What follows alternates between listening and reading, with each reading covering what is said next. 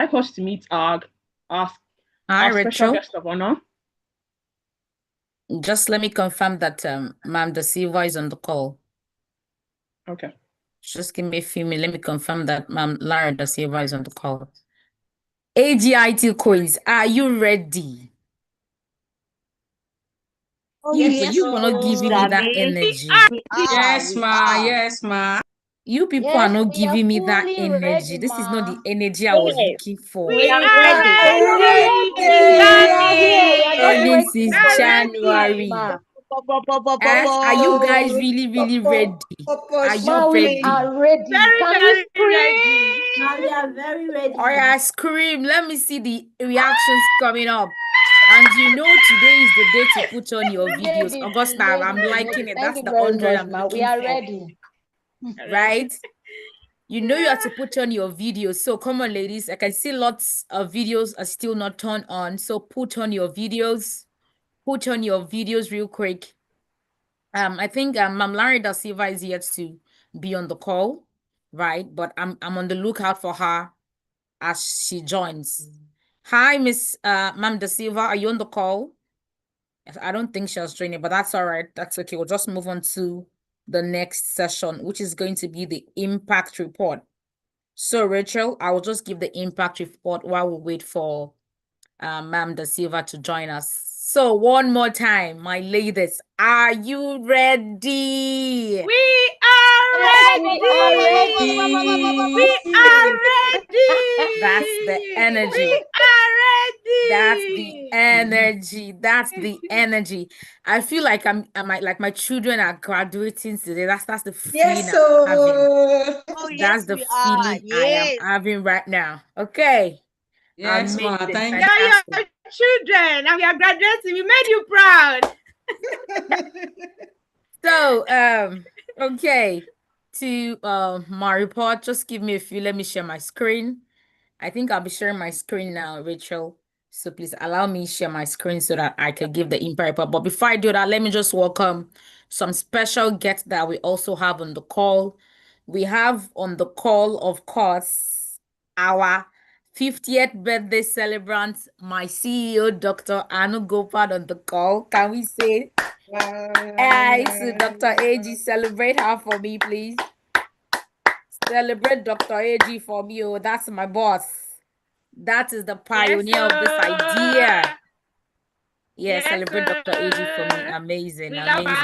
I think I saw a video sometime. I can't see our video again. I'm still here. Hey, mama. Okay, good to have her. And we also have some of our judges here already, and I'll be talking about them later, but let me just quickly say hi to them. Dr. Ian joined really early, so let's celebrate Dr. Ian Campbell. He's one of our guests for today. Ladies, celebrate him. See, these are amazing people. Oh, they are here for you guys. So you better come correct. That's my girls. We also have Dr. Jasmine Pega on the call. Can you please celebrate Ma'am Jasmine? Thank you. Celebrate us. Celebrate that. That's the energy. And we have Sir Theophilus Osifo on the call. Can you please celebrate him for me? These are amazing people that we have on the call here. And of course, celebrate yourselves. Come on, let's do that. Celebrate yourself real quick. Okay, members of Africa Agility team, just let me know when Ma'am Da Silva joins the call, when Ma'am Larry Da Silva joins the call. But in the meantime, I'm going to be giving us the impact report for Africa Girls in Tech Academy Cohort 9. If you can see my screen, can I get a yes, yes? I'm sharing the screen, so I might not be able to see your reaction. Yes, so ma. I would like to hear from you. Okay. Yes. Fantastic. Yes, ma. Yeah, amazing, amazing. You can see I'm as happy as you guys are. So we say this is the day the Lord has made, right? We'll rejoice and be glad in it. Yes, so finally, right, we are at the Hackathon show and tell for Africa Girls in Tech Academy Cohort 9. Okay? Yes, please confirm that you can hear me. So I want to say a very big welcome to every one of us. Thank you so much. Welcome to the Africa Girls in Tech show and tell finale. once again, celebrate yourself. I'm so happy today, and I know that you can feel my excitement in my voice and in my expressions. Like I said, I feel like my children are graduating. It's been a long journey, right? And a lot has happened, but here are the impacts of what we've been able to achieve at the Africa Girls in Tech, right? Okay, we gather here to witness what has happened, what happens, right, when you give African women access to training and you believe in them. That's what we're about to witness, right? We're taking them not just through activity, but from learning to building. So, ladies and gentlemen, follow me and let's begin. And I cannot talk about the Africa Girls in Tech Academy without talking about Africa Agility as an organization. So, who are we? Who is Africa Agility? Africa Agility is the organization behind Africa Girls in Tech Academy, which is our flagship program, and other programs that we run across the Pan-African continent. We have a reach in all the African countries, and our mission is very simple, right? But radical. What is it? Close the digital gender gap across Africa by what? Giving women practical skills that they need, giving them the mentorship and the real pathway into the digital economy. That's what we are here to do, right? And we do so by helping them to learn, by helping these queens to what? Build, and by helping them to launch. And I'm happy that you guys are going to be seeing what they have come about, right? Africa Agility was initiated or started in 2019. And over the years since inception, this is the impact that we've had across all of our programs. We have directly or indirectly impacted over 185,000 lives. Please clap. These are not small feats to achieve. So please, I need to see the emojis coming up. We have reached in 54 African countries because our target is African continent. We boast of over 15,000 alumni network. We've done over 12,000 job placements. We have faculty and expert members. Those are our coaches and our trainer, over 65 of them. And we have helped to start products, businesses, about 300 of them. This is what Africa Agility as an organization has achieved since inception in 2019. Please, can you celebrate my organization? Celebrate the pioneer, the founder behind it, Dr. Anu Gopad, and all of you as well. You guys are really the MVP. Please celebrate yourself, right? Now for Africa Girls in Tech Academy Cohort 9 to be specific, right? I'm going to be speaking specifically to our flagship program, which is Africa Girls in Tech, the Cohort 9 that is showcasing their products today. So we went through 16 weeks of training. And that's not small, but that's almost half a year, right? Because this is June, right? And it's almost the ending of June. Started in January. That's half a year. 16 weeks of training for those queens. And we have over 6,000 applicants. And after a rigorous process and assessment journey, we selected over 3,000 of them were admitted. We have over 42 academic coaches. Those are our trainers that took these people in about 9 tracks. We have data analysis, AI, ML, front end, even that track. Let me see your emojis. Front end, back end, mobile development, branding and marketing, product design, product management, and Scrum masteries. All of these 9 tracks are what those queens have gone through for 16 weeks. And they have also built a product that they are going to be showing to you in a few, right? And our completion rate is about 65, which is a good one for online or training. Not only did they do that during these 16 weeks, they did something that is very amazing, and I'm really, really super proud of those queens. Like I said, the International Women's Day for the year 2026 was given the tag from the United Nations, Give to Gain. And our girls went out in their numbers. And this is the impact of the outreaches that our girls did. We touched about 10,000 plus life. Please celebrate them. You need to clap. These are not easy feats to achieve. Our girls went out for these outreaches to follow the team for the International Women's Day that happened in March 2026, Give to Gain, in about 23 African countries. The number of part shares were about 3,530. Number of projects executed was over 240. The queens that participated were over 2,000, and these projects are still ongoing, right? There's continuation for it, and we have about 28 partners and sponsors that help us to achieve this across all of this country. So these ladies are not just gaining, they are also giving back to their community as well. Okay, so those are the impacts that we have achieved for the Africa Girls in Tech Academy. Now, right, today is proof of everything that we have taught them so far, right? How they came about ideas, turn those ideas into solution and working prototypes, the teamwork, the confidence, the communication. And they know that I really stretch them for communication. They know you cannot come and complain to me. You cannot be the Lord and all of your group. You just have to know how to work with a team, right? This hackathon show and tell finale is where learning becomes visible.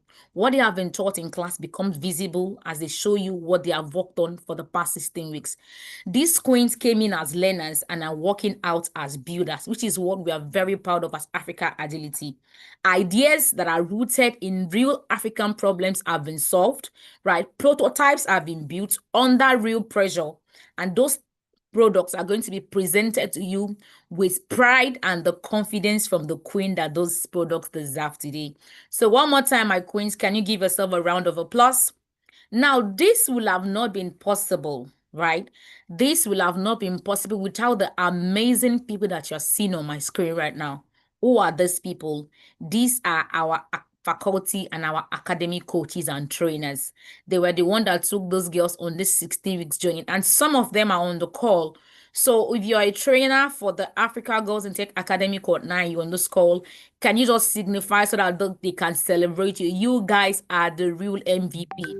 Africa Agility is saying thank you. Can we say thank you to them? Girls, can we say thank you to them? Let's say thank you. Let's our trainer. clap. Thank you. Right. Let's see the reactions Thank you coming up. very much. Thank Amazing, you. amazing, amazing. Thank you so much. We appreciate you, coach. And these girls that you have poured into are going to be making you proud today. I can definitely assure you of that. And I can't finish this impact report without talking about my team, my very own amiable team, the change makers. You can see the name I gave them because that is exactly what they are. And I'll start with our CEO, Dr. Anu Gopad, our COO, Mr. Tayo Onosoya, myself, Damila Daniel, Programs Partnership Lead, Nicole. Please celebrate Nicole. Come on, guys. Celebrate my girls. Balumi Adebayo, Rachel Ogaji, Ogechuko Aino, Ayodeji Zainab, Fatima Raji, Cindy Joe, and these are amazing people that are the backbone behind what you're seeing at the outside of Africa Agility and our programs. Okay, now to the deal, right? This hackathon show is not the end. It is just the launch pad to what is to come. Because after today, they are going to go into mentorship, which is the mental health program that helps them to build them for the future of work. I'll talk about it before we finish. And then they move to IRR, where we'll talk about internship and how to place them into jobs. And then incubate and finally the alumni nets where they're going to get resources from. Thank you so much for staying with me on this call. And if this has been of immense happiness to you, can I see your reactions, please? Can I see your reactions? Can I see your reactions? Can I see your reactions? Amazing. So, she that we have been waiting for is on the call. I'm going to do the honors of reading the bio of Ma'am Lanre da Silva. Can we spotlight our video? Can we say welcome, Ms. Da Silva? Can we say a big welcome to Ms. Da Silva? Yes. Let's say hello to her. Let's say hello to her. She is an amazing person to have here today. Okay. So let me just read to you our bio. Okay. Ma'am Lanre is the founder of LDA, one of Africa's foremost luxury fashion houses. And she's a pioneering force in the modern Nigerian fashion ecosystem. I know you'll have heard people like Nancy Sime mention her in one of her stories, right? Her career spanned over 2 decades and has refined Africa couture by seamlessly blending vintage historical aesthetics with bold and contemporary Africa identities. Our brand debuted internationally at This Day Africa Rising Festival in London 2008 and has went on to present at New York Fashion Week in 2011. These are global platforms that I'm talking about. Our collection has achieved a rare retail feat when they were selected to be stocked at Dolce & Gabbana prestigious Concept Spiger 2 store in Milan. Right? Let's keep clapping. Let's keep clapping. In 2012, our label was a focal piece of Luomo Vogue Landmark Rebranding Africa issue. She has also presented our acclaimed geographically inspired Rock Delight collection, modeled after Nigeria's Olumo. Of course, you can see she's Nigerian and biased, at the Vogue's talent event in Milan. She is one of only 2 Nigerian designers invited to join the United Nations Fashion Development Project aimed at scaling luxury market on the African continent. Are you clapping? Beyond designing, Ma'am Da Silva uses a platform to run the initiative called Runway Renaissance, which provides mentorship, business development strategies, and structural support to the next generation of emerging eco-conscious Africa designer. Ladies and gentlemen, please help me welcome this fashion icon with over 20 years of experience in the fashion industry under our belt, with variety of emojis in the chat box, as I are welcome with honor and much gladness, Ma'am Lanre Da Silva. Please let me welcome her. Thank you, ma'am. Good to have you. You're welcome. Thank you very much. Hello? We can Yes, hear ma'am, you, we ma'am. can hear you. Go ahead. We are here, Hey, ma'am. we Yes, can ma'am, hear you, I ma. hear you. Hello, can you hear me? Yes, we can, ma'am. Good afternoon, everyone.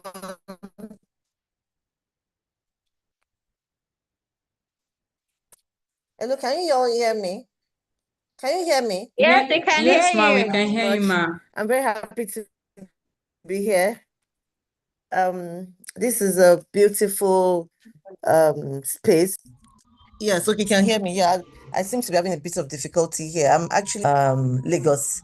I had to go for something very quickly, but I'm very happy that I can join. That's the beauty of technology today and exactly what you are doing with technology.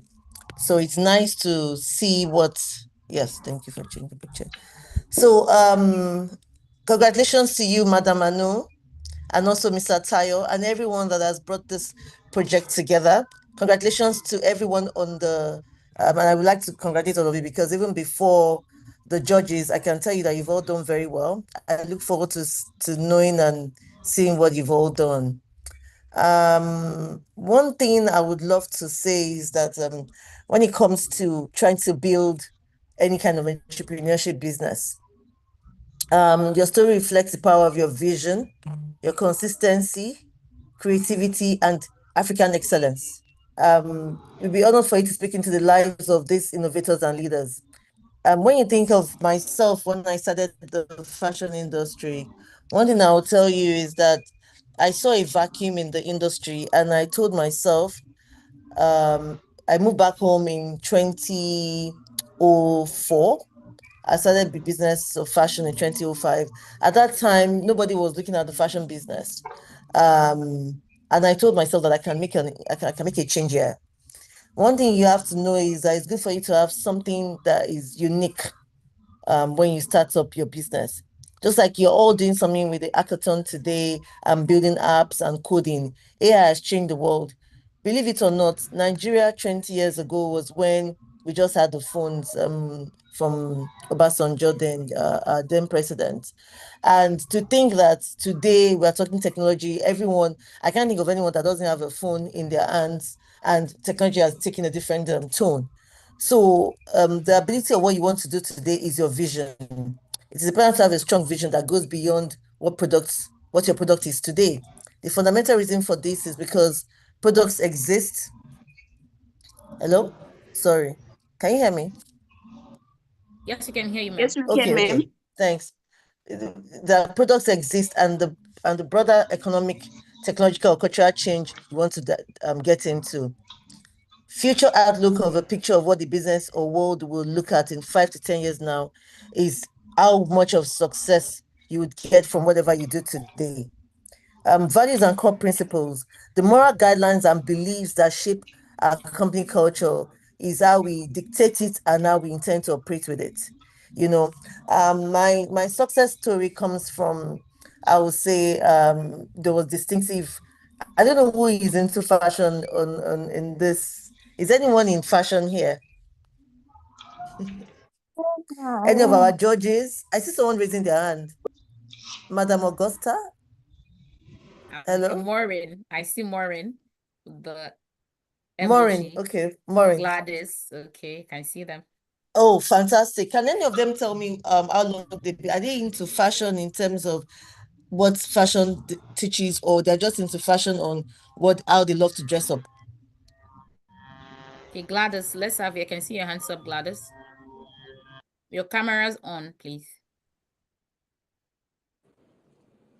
Gladys, I'm looking through everyone. Well, we have a full house. Hello. Gladys. Yes, please.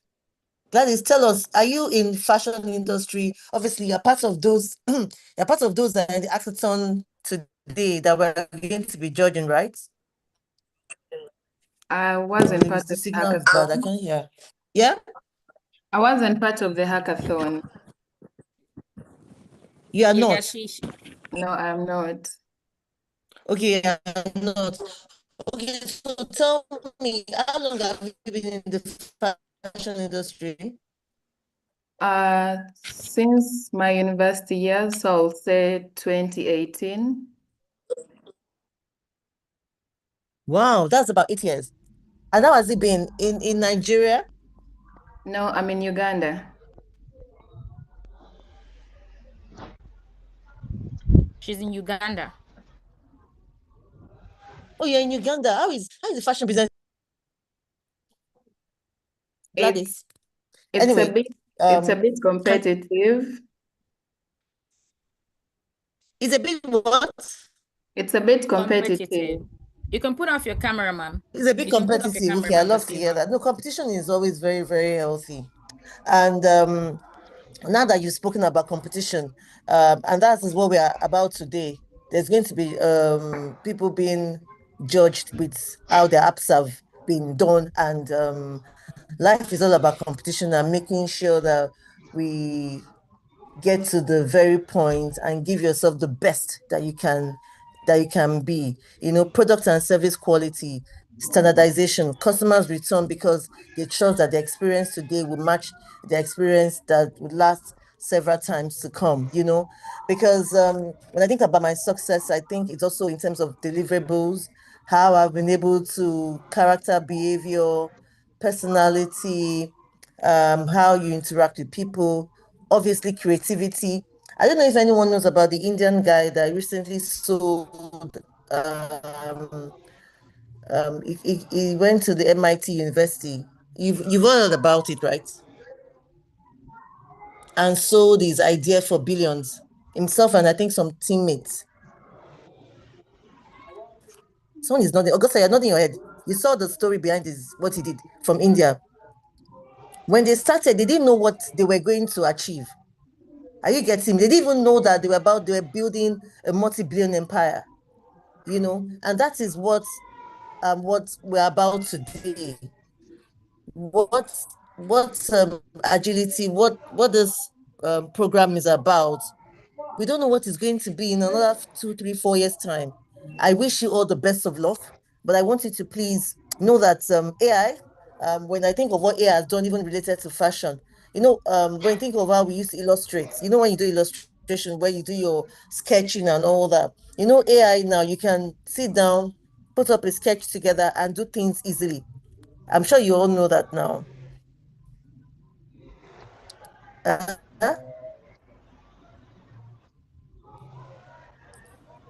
I think they can't really, I don't know how much I don't know how much well I'm communicating with my audience.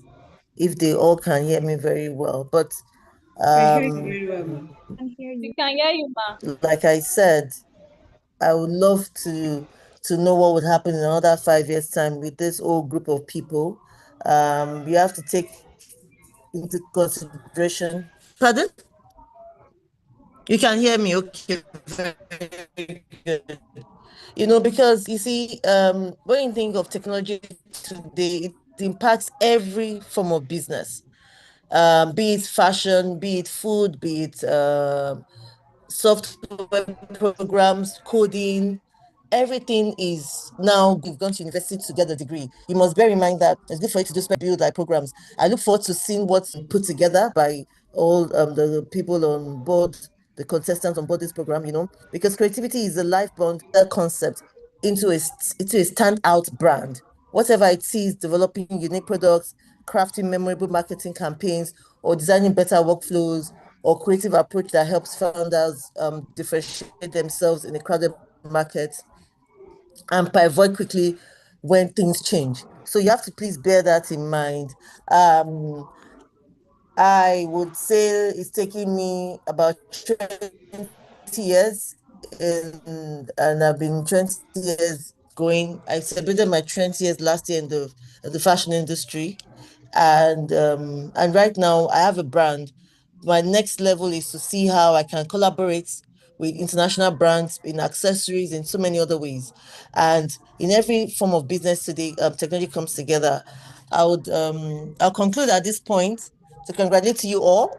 I look forward to knowing how this is going to turn out. But please, please, please, consistency, discipline, to have discipline, a standard product to make sure that you are well,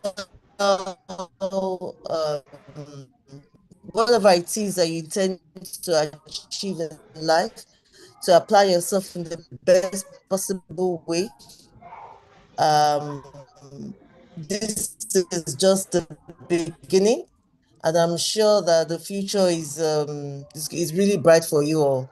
Congratulations to you all. Thank you very much for Thank you, having ma'am. Thank you, me ma'am. on this Thank you, day ma. as a keynote speaker. I hope I've been able to let you know how important it is to apply yourself in anything you're doing in life. And I wish to hear from, yes, I wish you all the best of luck, and thank you for having me. Good luck to you all, and God bless us all. Thank you very much, ma'am. Thank you so much. I was trying to hear from you as to when you spoke about the fashion being competitive, but I couldn't hear you very well. Yeah, see, I think there was a network glitch. Actually, because I know you were Yes, there was stressing to definitely, hear. Yeah, yeah. definitely, So she was saying definitely. that it was competitive in Uganda. That was our response, but she could not follow up with you when you were asking the other questions because we could not hear what you were saying then. Okay, Yeah. okay. All right, thank you so much, Ma'am Da Silva. Can we celebrate her? Can we celebrate Ma'am Da Silva? Thank you so much for granting us. Thank you so much. Honoring us Thank your you. presence. Thank you, you. Queens. Queens, come on, let's celebrate Ma'am Da Thank you. Silva. Amazing, amazing. 20 years. That's some of Thank y'all's you. age on this meeting. That's no small feat. So thank you, ma'am. Thank you. Thank you so much. And yes, we have Thank more you of so our much. trainers on the call. Can we celebrate our trainer? If you are one of our faculty members for the Africa Girls and Tech, can you just signify so that we can say thank you to you? I think I see Janie. Hi, Janie. Thank you for joining. The girls, can we celebrate? And some of your coach here. I think I see Coach Amir as well. Yes. Hi, ma'am. Hello. Hey. Come on. Can we spotlight others as well? As we're seeing them, can we please spotlight them? Other coaches on the call, can we spotlight them and say hello to them? I see you, Jenny. Who else is there? Okay. Oh, all right. Amazing. Amazing. I can see my queens on their graduation sash. Wow. You guys should put on your video. Yes, I see Coach Amir. How you doing, Coach? Fine, Hello, fine. hello, Thank you. hello. Hello. Hi. It's really amazing seeing the vibes. I know. All right, amazing. So this I'm is very, very proud of all of you, by the way. You've Thank reached you. a great milestone.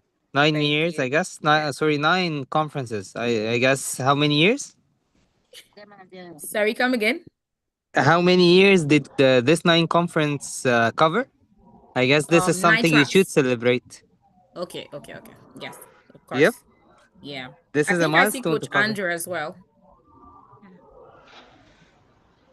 I think Oh, I'm wow. struggling to hear you, Coach Amir. So I'm you mentioning in the 9 conferences. I think this happens in like less than 9 years. So this is something that you should celebrate. You have Okay. made a large impact in Less than less 9 time. years. Yep. Yes, absolutely. Thank you, Coach. Thank you. All Yeah, right. congratulations, everyone. Thank you, Coach Jenny. I think I see Coach Andrew as well. Coach Andrew, is that you? Yes, it's a joy. Good morning. Hi. Can we spotlight him, Congratulations. please? Let me look for my Congratulations. coaches. They've been amazing, y'all. These people have been amazing. They have been amazing. Yes, ma'am. Yes. As soon as I see any one of you again, I'll definitely say so. To the next agenda. Rachel, over to you, please. Okay. Should I share the screen?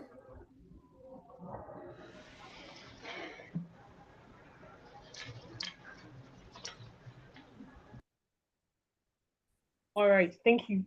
Thank you so much, Ma'am Da Silva, for that inspiring, for your words of encouragement and inspiration, as well as thank you to Damlola Daniels, our program partnership lead, for taking hold of that segment. That's lovely.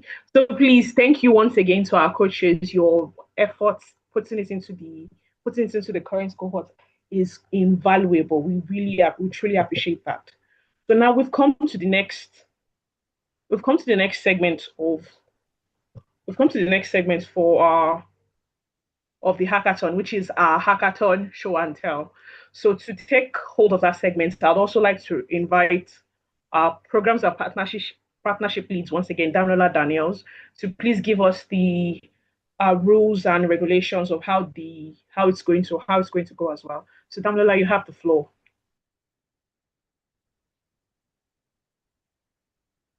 Okay, thank you. You could change these. Okay, fantastic. Thank you so much. All right, so I'm going to be introducing our judges for the hackathon. So I'm gonna start with just give me a few. We have about 3 of them on the call, and would like a faculty member to also join them to be the last judge. Okay, so I think I'm going to take you, Ma'am Janie. I'm gonna send something to you right now so that you can be the other judge for them on the for the hackathon judges. So I'm gonna send it to you now. So Nicole, just let me send the hackathon judges sheet to Ma'am Jenny as a direct message. Okay, so real quick, I'm gonna start with yes. I think I can start with coming through.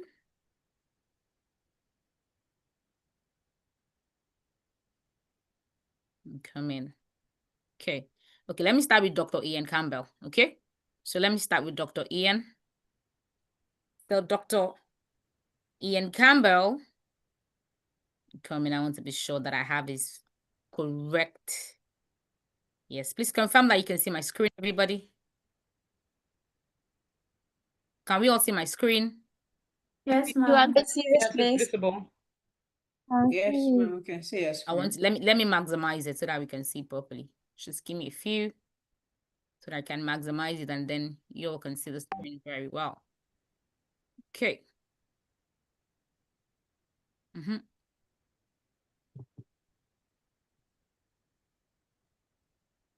Amazing. So here we have Dr. Ian. I can see, oh, amazing. Hi, doctor. I can see that he's already sharing his he's already been spotlighted. Fantastic. Please confirm that you can see my screen now. You're not yet? Not yet. Okay. We can't see your screen. It's not showing. Wow, we can Yeah. see your screen. Good afternoon, sir. Screen. Hi, sir. The screen is not showing. Yeah, we can see it now. Okay, fantastic. All right. So I'm going to read Dr. Ian's bio so that we can know who our guest is for today. So Dr. Ian Campbell is a powerhouse. Oh, I think I hear baby in the background. Hi, baby. Dr. Ian is a powerhouse of politics, strategy, government relation, and international leadership. He's a seasoned Capitol Hill veteran, trusted advisor to foreign governments, and respected bridge builder across Africa, the Caribbean, Latin America, and the United States. He has spent his career turning policy into actions and opening doors and delivering results where diplomacy, development, and policy influence meet together. So he has over his career is spanning over the space of 40 years, and these are some of the things that he has achieved in the global humanitarian space, right? He's a founder of the Joseph Foundation of NY that helps to deliver essential medicines and medical supplies and hospital equipment to remote clinics across some countries of the world, as you can see there, right? Also, these are some of the advocacy and legitimate impact that he has done. Please, can you celebrate him as I'm going through his profile? Can we please celebrate Dr. Ian as I'm going through his profile? Please, I can't see us, but I hope that we are doing that. So beyond governmental endeavors, Dr. Ian remains dedicated to grassroots initiatives that uplift the underserved communities, right? And here is also, he's a commissioner for Africa under the Maryland governor, Westmore, and he has established the Africa is Open for Business platform that connects 1 million women in trade initiative. Can we please celebrate that? Can we please celebrate that? Because these are what you guys are going to be accessing from here, okay? So these are his future aspirations. He aims to expand his outreach by providing resources such as books, tablets, laptops, clothing, medicine to communities and needy family while promoting clean agriculture and organic farming. Ladies and gentlemen, can you please help me celebrate Dr. Ian Campbell? He's one of our judges for today. Now I'm going to go to Sir Theophilus Osifo. Sir Theophilus is on the call. Can we please spotlight him?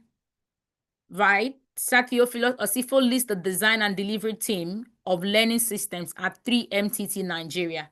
That is a federal government of Nigeria flagship digital workforce initiative to train 3 million tech talents across the country, right? It comes with over almost a decade of expertise spanning edtech, curriculum design, and national scale innovation. He has overseen over 100 hackathons, right? And has produced over 300 tech solutions. Can you please celebrate this enigma that we have in the house? He is uniquely positioned to evaluate emerging tech talents with depth and precision, which is why he's also one of your judges for today. He's a TED speaker, a TEDx speaker. I'm taking you global, oh, Sir Theophilus. I did not put the X at the back of your TED. So you are really going to the main TED, right? Is a recognized voice in Africa talent development space. He's guided by the conviction that talent is universal, but opportunity is not.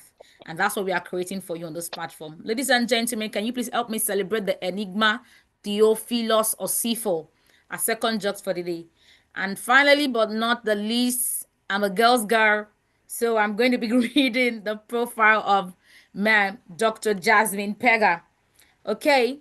Dr. Jasmine is a director and shareholder at PJ's Global, an entity that specializes in sourcing capital funds for projects in the mining and infrastructural development sector. Her experience of serving on multiple boards allow her to be the best in project consultancy and management. And you can see, I'm sure you guys can see her portfolio as I'm going through it on the screen. These are some of the awards that she has won. Our focus is unwavering and clearly focused on improving infrastructure projects that will propel the African continent forward. Our love for development and growth through entrepreneurship as an economic driver allows her to focus on entrepreneurial development partnership globally. All right? And our organization, PJS Global, recently signed a one-of-a-kind deal in history, partnering with Forbes Media in New York to run Forbes 8 in Africa, amongst other partnerships. Can we please celebrate this great landmark for her and her team? She's currently chairperson of the Global Chairwomen Organization Directorship Program in partnership with SIRDAR. I want to call that SIDA. I hope I got that name correctly. That's SIDA. Okay. And Otalia Global Consultancy International. She previously served as a Progressive Youth in Business as the head of special projects on this initiative, the Progressive Youth in Business, PYB. And that forum is focused on championing youth entrepreneurship through targeted government programs that will collectively address issues related to access to business opportunity and finances, which is what a lot of females on the continent need, providing opportunities to develop leadership skills and actively participate in the economy, right? This is our quote, right? And I'm going to say it. So this is Dr. Pega's say, not mine. So I'm going to put it in quote, right? In quote, my dreams are an aspiration are to build long-lasting entities that will last longer than I do. So this is someone that's very focused on legacy. Ladies and gentlemen, please do me the honor of welcome Dr. Jasmine Pega. Please help me welcome Dr. Jasmine. Help me welcome Dr. Jasmine. You can see I'm going to go and bring, in my Nigerian language, they say timber and caliber. So I'm going to bring for you timber and caliber. And I think to join them from the faculty, I think I have, what is her name now? I think I spotlighted her before. Nicole, have you sent it? Have you sent her the Jordis? Okay, fantastic. Hi, Dr. Jasmine. Can you say hello to them? Can you see that beautiful brain, beauty with brains? Yes, yes, I'm a girl's girl. Hi, ma'am. Good to have you. Okay. All right. To the finale itself. So I'm going to be walking us through the finale rules real quick. Oh, I bet you. Leave me alone. Let's mute those wonderful, excited people that we have on the call. I know you're as excited as we are. So please let's keep them muted. Members of African Agility team. All right.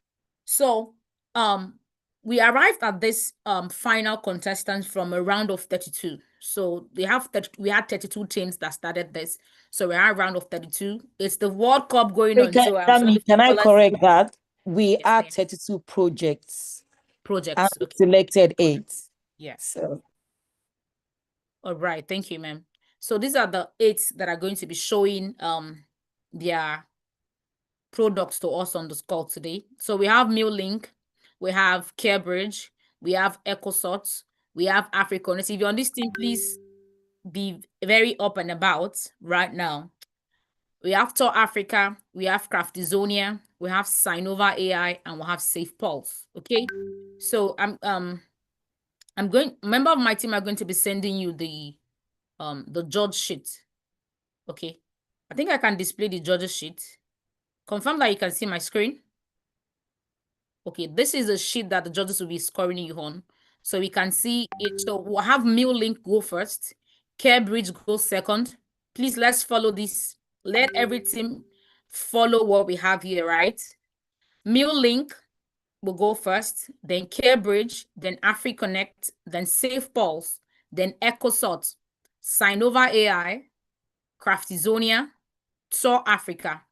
Those are the teams that are going to, and they are going to be scored on innovation, creativity, social impact, commercial viability, and functionality. The description of each of these categories here for all our judge. Each judge has their sheet. This is Judge Ian, Judge Jasmine, Judge Theophilus, and finally the faculty judge here. We use this 4th sheet that we have here. And then I think all the judges have access to it. Please, judges, kindly request access to the sheet. We've shared it to you via email before. Please, let's confirm that you guys can access it. Dr. Ian, can you edit on the sheet? And Dr. Jasmine? I have the sheets, but I'd like it for. Okay, don't worry. I'm gonna give you guys access in a bit. Okay. Okay. So every member of team has 8 minutes to present. Okay. Every member of team has 8 minutes to present. So however you want to manage your time is left to you, but you have 8 minutes to present. I've walked you guys through routine on what your presentation to look like. So I wish you guys all the best. Questions around this to the team presenting? Questions so that we can get started? With MeaLink starting. So Any before they questions start, around this? judges, Dr. Campbell, Dr. Jasmine, Mr. Theophilos, I just wanted to mention that these ladies walked into this program in January with zero tech experience. And in 4 months, they've been able to learn different tracks. They've done amazingly, and I'm so proud of them. You know, their hackathon challenge was just 2 weeks.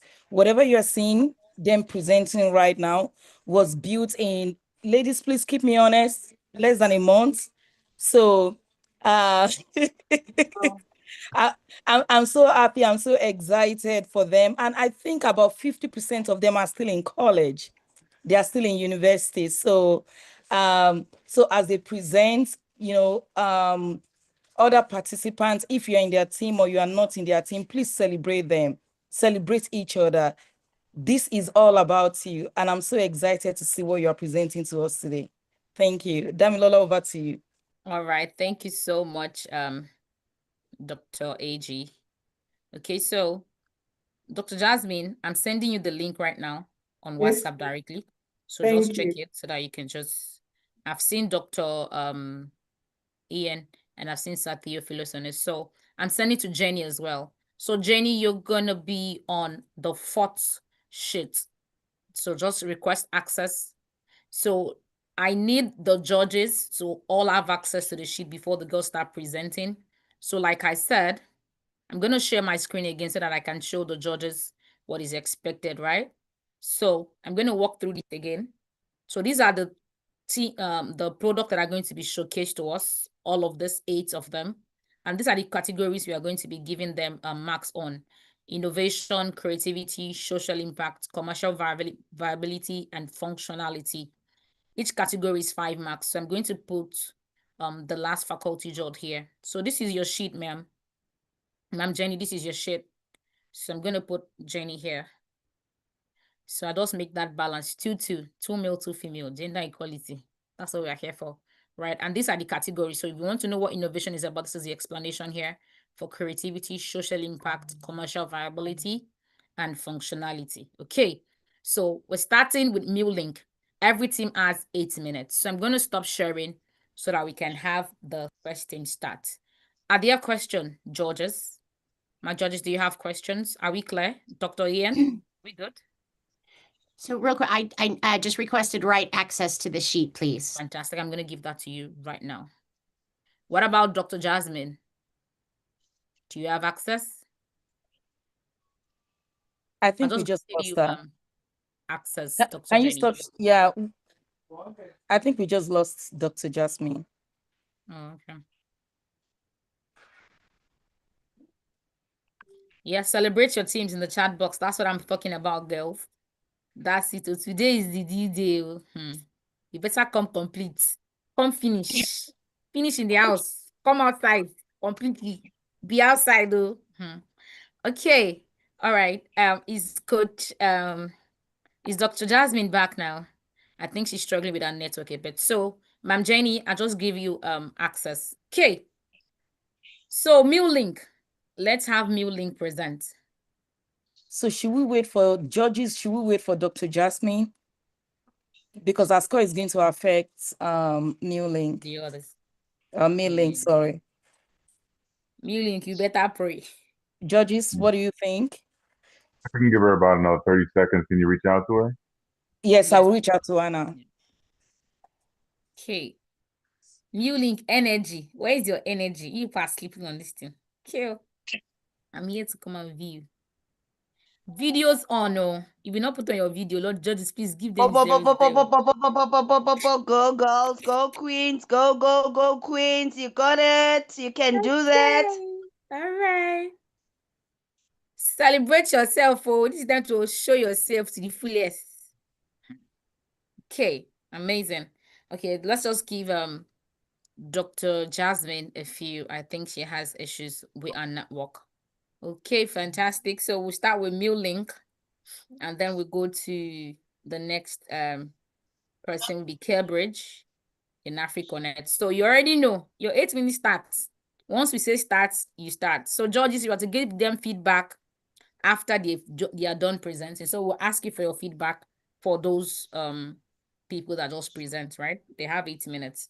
We're hoping to use 10 minutes for every member of team so that we can go fast on this. Okay? MeaLink, are you ready?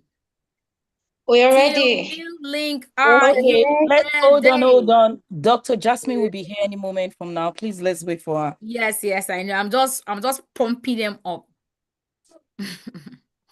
I'm getting them hyped up. I'm yours, hype man, for today. I'm for everybody. Okay.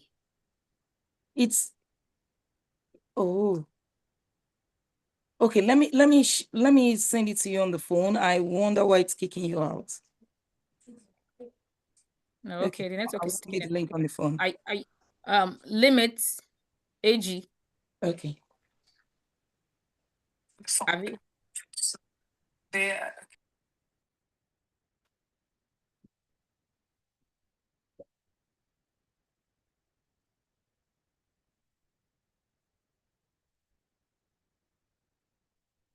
Sometimes. Okay. Damilola, can you please send me the Zoom link? Okay.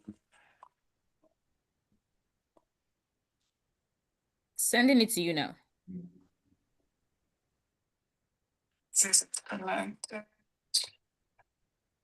Music is fine. What was that?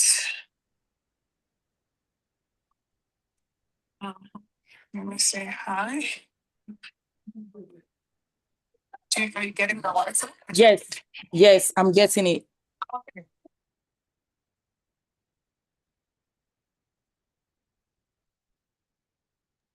AG, you have it now. All right. So let's take a minute and let's get prepared. Sit back, relax, grab a cup of water if you need to, cup of coffee if that's what paddles your canoe, whatever works for you, and relax and enjoy my girls showcase. Hi, Shibomi, where's your sash? Hello. Switched up my video. Oh my goodness. Okay. I was Dr. not Jasmine is back. Oh, fantastic. Yes. Okay. Hi, doctor. Welcome back. There, apologies for that network glitch. Okay, fantastic. So I think we can get started now. Dr. Jasmine, please confirm that you understand the rules and what is expected. That's my girl. What do you keep it before Bomi? Yes, that's it. Okay. Okay, I only need the form to be sent to me on my phone. The scoring sheet. This sheet can have a digital. Oh, okay, fantastic. So that I don't mess up with the flow here. Let me have it on my phone, then I can work on my and then phone. we impute it when you're done, when we're collating. Okay, that works. That's fantastic. That's okay. All right, so we have MeaLink present. They have 8 minutes. My timekeeper, Rachel. Nicole, are you here? Rachel and yes, I'm Emanuela here. So we're all here. All right then, thank you so much. So MeaLink, let's get started. Your 8 minutes starts now. Over to you. Hello everyone, my name is Oluwatelumi and I'm representing MeaLink. Let me take you down a familiar lane. Somewhere in the city of Lagos, Nigeria, a restaurant closes every evening with portion of food left over. Then they throw it away. So here's what happens afterwards. They pay disposal fee to have that food taken to the landfill. Money is taken out of your pocket, and as that food decomposes, it emits toxins into the atmosphere. But there is a missed opportunity here. They could have donated this food instead. They could have tracked their CSR impact and showed their board, we donated 500 meals. We prevented waste, and that proof alone would have improved their brand reputation and increased their customer loyalty. But there is no efficient and coordinated system to do this easily. Meanwhile, in the same city of Lagos, NGOs are actively searching for food donations. They don't know where to get this food, or the food gets spoiled before it reaches the vulnerable communities. Our market research has shown us that Africa wastes about $4 billion worth of food annually, and globally, 1.3 billion tons of food is wasted yearly. Nigeria alone contributes to 38 million tons of that waste. In 2024, research showed us that 51.6 million people in West Africa faced acute food insecurity. The problem is not food unavailability, it is coordination. There is no structured and efficient system that connects donors to NGOs and to the communities that need this food fast enough before it gets spoiled. And that is the gap that MeaLink is closing. We have interviewed NGOs, and these NGOs have confirmed that the manual process is a bottleneck in the food redistribution journey. So right now, we currently have the Lagos Food Bank Initiative reviewing us for possible partnership, and we have established conversation with NGOs across Nigeria and Kenya. Now, this is real validation. So what is the MeaLink solution? MeaLink is a food redistribution platform available on web, mobile app, and USSD. We have built it for all of Africa and not just for people with smartphone. Now we are closing this food redistribution gap in 4 simple steps. 1, donors post surplus food. 2, partners can view and claim. 3, partners confirm pickup with verification. And 4, distribution is confirmed, impact is recorded. Now this is speed, trust, and impact. We're aligned with SDG goals 2 and 12, zero hunger and responsible consumption and production respectively. What is our business model? Our business model is phased. In the phase 1, we are validating. It is a free platform to onboard donors and NGO partners. We want to validate demand and build trust. And in our phase 2, still the year 1, we are scaling for growth through grants and CSR partnership. Phase 3, year 2, early monetization through sponsored food rescue campaign and ESG CSR reporting. And our phase 4, this is where we start building sustainable revenue from impact reporting, sponsored campaigns, food waste analytics for researchers, and infrastructure fees. Our total year 1 funding for MVP and piloting, scaling, and expansion total to about $60,000 to $100,000. Now we're a team of 22 women builders from Africa Agility Girls in Tech Code 9. And our vision is simple: to build Africa's most trusted infrastructure for food redistribution, reducing waste while improving access to food at scale. We're not just building a platform, we're building a system for food dignity, efficiency, and impact visibility. I'll hand over to Shubomi to show you how this platform works. Thank you. Okay, thank you very much for that, Pelumi. Now I will take you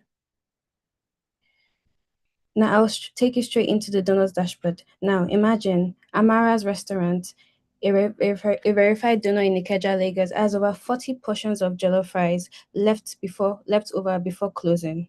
And instead of throwing them away, they log a donation on MeaLink. Now I will show you the process of logging a food donation on MeaLink. You put in the food image, which is required, the food name, cooks, the portions, 40 portions of jollof. Continue. You need to include the city to pick up the food, and address, the pickup window. So let's say 20th, and let's say 21. And then when the food will expire, let's say 12 hours, and the contact info for the partner to reach. And now you publish this food.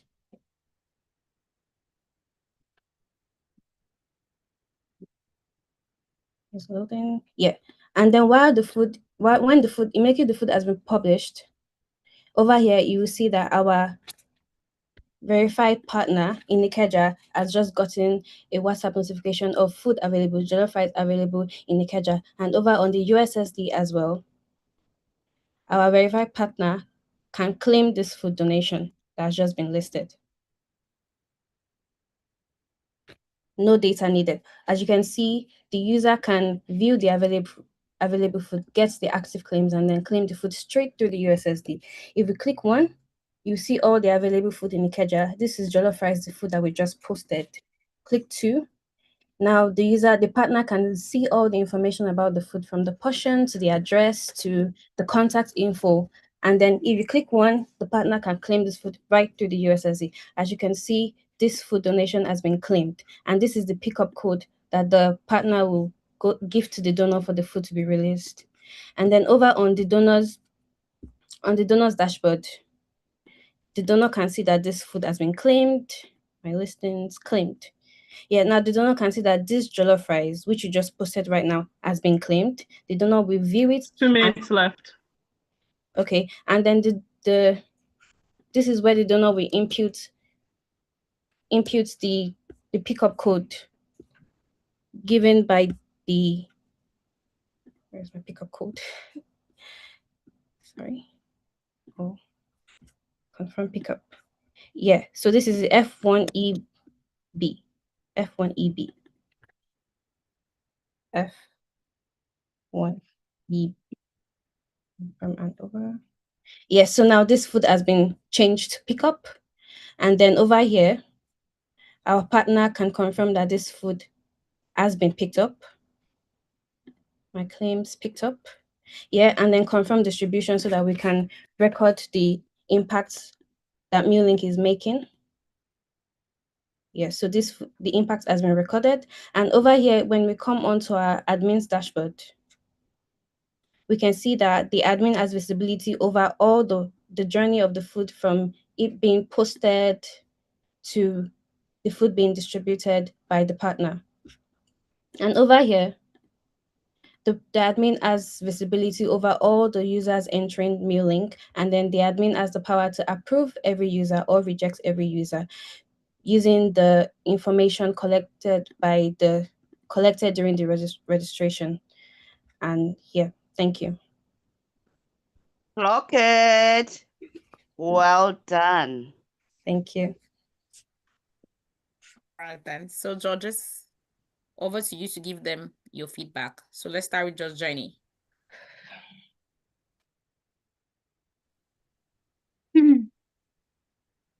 I can give some feedback. Really positives. The hook had me from the start. It was a clear problem statement with stats to break it up. I especially like the design of the donation journey and donor validation. Okay. I longed for a way for social sharing, so that maybe, and I'm not sure exactly how it would fit in, but some way to network out the idea via socials. Okay, thank you, George. So let's have George Theophilus give his feedback for MeaLink team. Please let's remember to give them scores on the sheets. Sure. Can you hear me? Yes, we can hear you. Go ahead, Coach. Oh, great.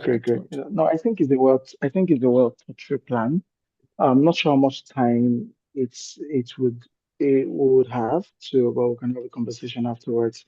The only thing I see, it's the business model in terms of sustainability is something you have to bear in mind.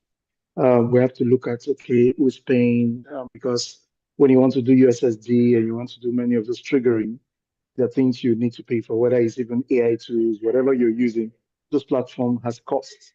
Your team also has costs. And so those are things you would want to, even if I know that some of those things you can almost want to start them as enterprise. So, but you need to think through what does the financing look like? I don't think I saw that very clearly. But amazing. I think it's a clear problem, and I think the way you've talked about the solution is also excellent. The only thing I would just say you should add to your tracking system is that because it's food, you might want to add some what I call it validity so that when a vendor logs that, okay, this food is available, that vendor has to find a way to also say, okay, this food has been made for the last 12 hours, for the last 10 hours, so that you're also aware, so that somebody in the process of picking that food, and the food is still good while it's with the vendor, but then when the person picks it, it gets bad along the way. So that validity is also something very, very important.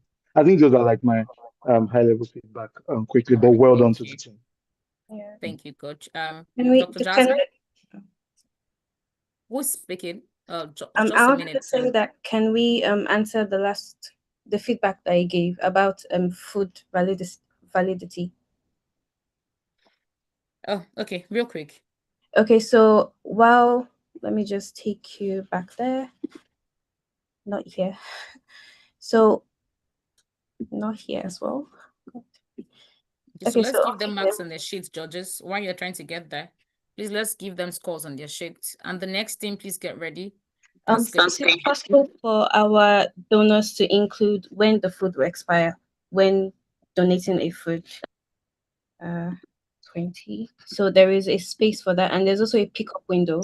And here, over here, so 2 hours, 6 hours, 12 hours, 1 day. So yes, we do have that implemented. Okay, here you have it, Judge Theophilus, what you just requested for. Okay, fantastic. Excellent, excellent. Well done. Yeah, thank you, sir. So to the next team, Judge, Dr. Jasmine and Dr. Ian, be giving them feedback. Okay, or do you have feedback for this team? If you have feedback for this team, let's It's have just it. that obviously I didn't want to dwell into more because the other judges had covered much more. But commercial viability, because at the end of the day, we are creating businesses. That's what teams needs to look at. And functionality, I understand where they're coming from in terms of probably trying to mitigate issues of food security, food wastage, but I'm not too sure at what level in terms of trying to mitigate such social ills, which is somehow I would give them something for social impact for just the effort, you know, and to expand the food chain value, unlike creating wastage but like I said, quite more on the commercial viability, because when you create platforms for social impact, they also need sustainability. You can't always want to create platforms that will only be sustainable only through donors. You need to create a business case, a platform that will require you to self-sustain yourself so that you can be able to create more jobs and also create more other platforms that will then serve as social impact. But so far, I'm getting there. I'm getting excited to hear more on what other teams have in store. Thank you. Thank you so much, Dr. Very Jasmine. quickly, Go I ahead, just Dr. want to Ian. support. I want to support the comments of my fellow judges, and I think this product, this application, is very applicable in whether it's anywhere in Africa, in South and Central America, United States, Asia, where have you. So the universality of it, I think, has tremendous potential and impact what it will have on our hungry population. So I really applaud the work that's being done, but I definitely support the comments of all the fellow judges that I had those questions as well. Thank you. And congrats to the team. Thank you. All right, thank you so much, Dr. Ian. So let's have Carebridge.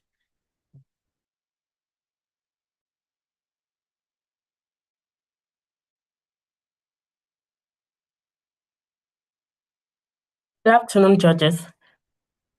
My name is Opemi Babalola. Well, I'm waiting for my team partner screen to show. She's on it.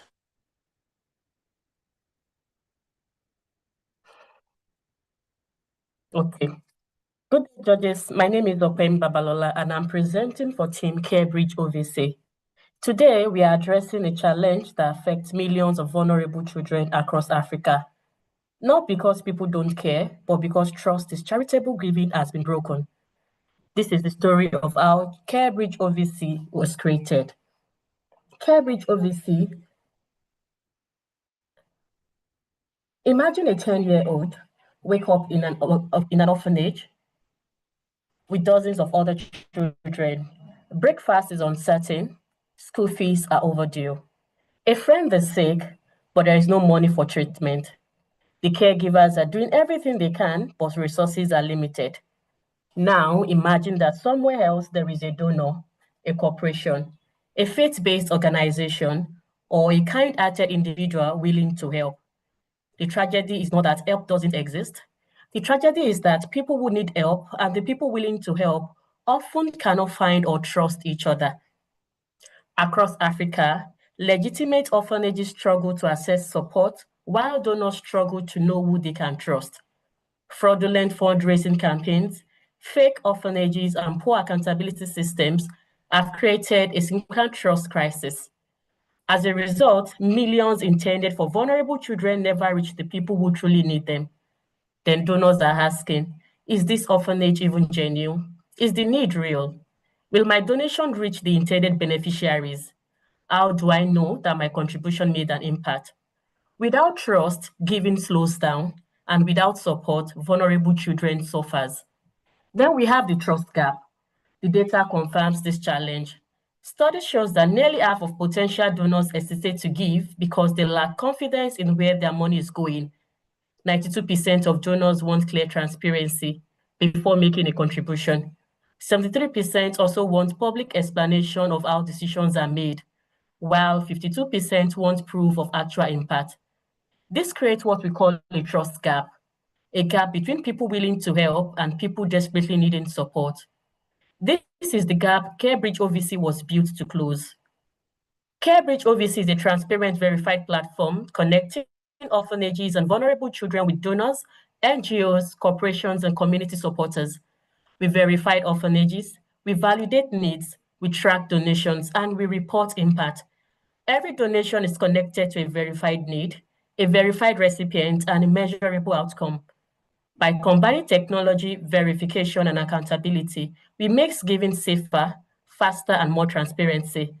Our primary users are the verified orphanages and care homes across Africa, individual donors and diaspora community, NGOs, corporations, foundations, governments, and faith-based organizations looking for measurable impact. And by serving all these stakeholders in one platform, Carebridge creates a complete ecosystem of support. First, the register and complete verification. Second, the submitted documented needs such as school fees, food supplies, healthcare support, or shelter improvement. Once it's verified, those needs become visible to potential supporters, and donors they browse verified homes and verified needs. They choose exactly what they want to support, and they receive proof that their donation reached its intended purpose. Carebridge transformed giving from a blind donation into a transparent journey. To prove feasibility, Amina is going to demonstrate how orphanages can submit needs and how donors can discover, support, and track verified requests. Thank you.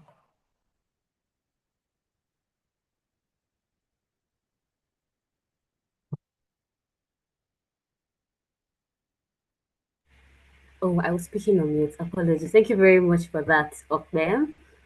Please confirm if you can see my screen.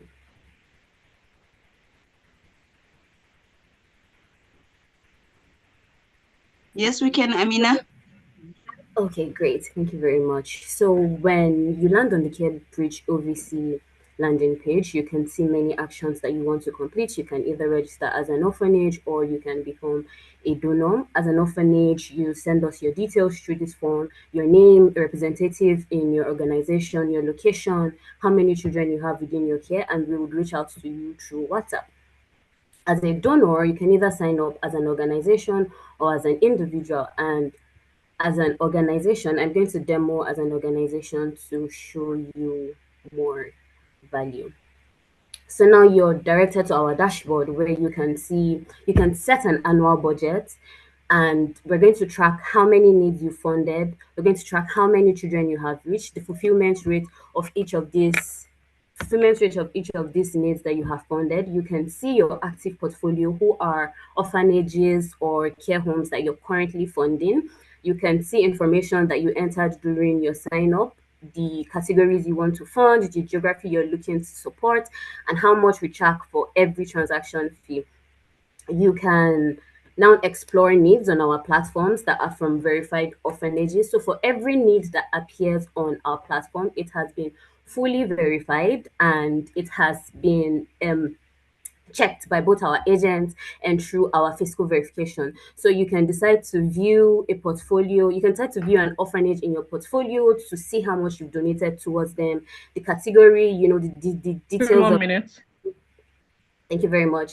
The details, you can decide to fund them through paying of cash, or you can decide to deliver these items. When you commit to deliver the items, you track at every stage whether it's in transit or whether it has been delivered. You can see your finances and export your statements for you to better see where your money is going into. And at the end of every quarter, we provide an ESG report that shows you everything in partnership with our NGOs, right? And then you can see your profiles and make changes to all of that. Now back to numbers. Let's talk numbers. You're probably wondering, how are we going to make money out of this? Well, we're charging 1.5% on every transaction that is made because we've realized that there's a huge market. During our data research, we realized there were $4.5 billion that went into fake scam orphanages where they try to sell you fake pictures, sell you fake orphanages, and that's what we're trying to curb here by making sure that every single dollar of this goes to needs that are really required, needs that are needed, and not just some fake scams sitting at the back of the computer and hoping to take money from people. Why should you trust us? Because we verify every single need and we make sure everything is public. Thank you very much for listening. I'm open to any questions. Thank you, Amina. All right. Let's have our feedback, judges. Dr. Jasmine, do you want to start? Then Dr. Ian. Love this presentation. Love it. It covers almost the tiers that are very important, which I'm always looking out for. Commercial viability, I'm going to say it, functionality, how you're going to make money, because as much as we're impacting communities socially, we still have to be sustainable. We also touch on a very important tier of governance. Governance creates trust that then equals to people trusting the platform so that they can trust you with their heart and blood and sweat, which is money, which then you are able to then create yourself an environment where you're a trusted platform and people can come and engage on. But what I would have loved to have seen, to extend it further, is the associations and the custodians thereof.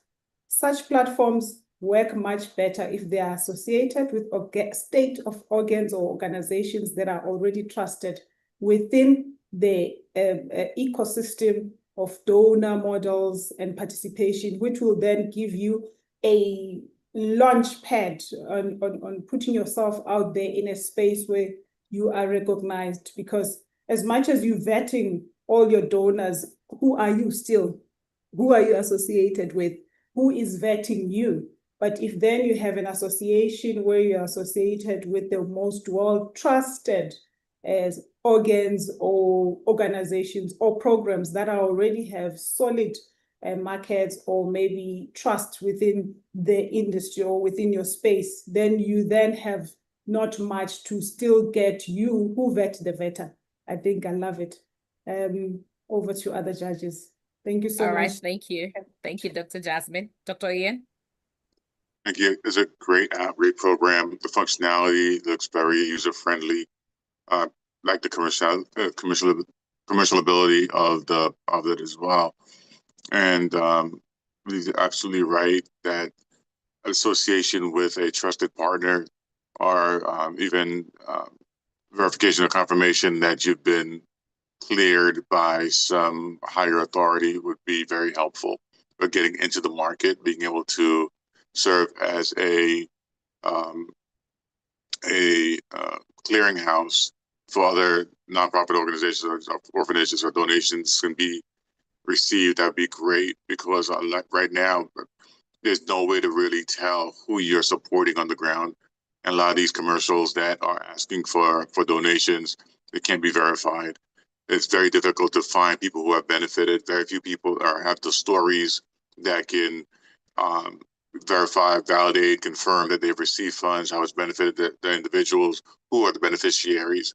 So having stories that can link to your person that you're supporting, how it's benefiting them, would be also very helpful. And thank you. All right. Thank you so much, Dr. Ian. And Jenny, any feedback? Sure, great presentation.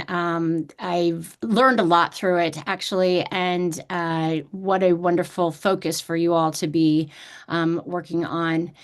Thank you for the clear presentation, and I understood how you were addressing it, and it's your demo was very clear as well. I appreciated the commercial aspect of the 1.5% on each transaction. One question I kept thinking of throughout was, who audits you and what is the liability associated with that? So I would be careful with the statements you're making, like you could verify that they received the funds. I don't think you can verify that they weren't in the magic behind their bookkeeping, right? Somehow siphoning funds off and such. So you would want to be very careful about the claims that you're making, and then look into what kind of like insurance or liability insurance you'd need in case something didn't go as you had hoped. But yes, thank you. It was a phenomenal Thank presentation. you. Thank you, Coach and Judge Jenny. All right. Dr. Ian, were you going to say something? The artistic fellow, please stop drawing our screen. Thank you so much. Can see something on the screen. Nicole, please help take that out.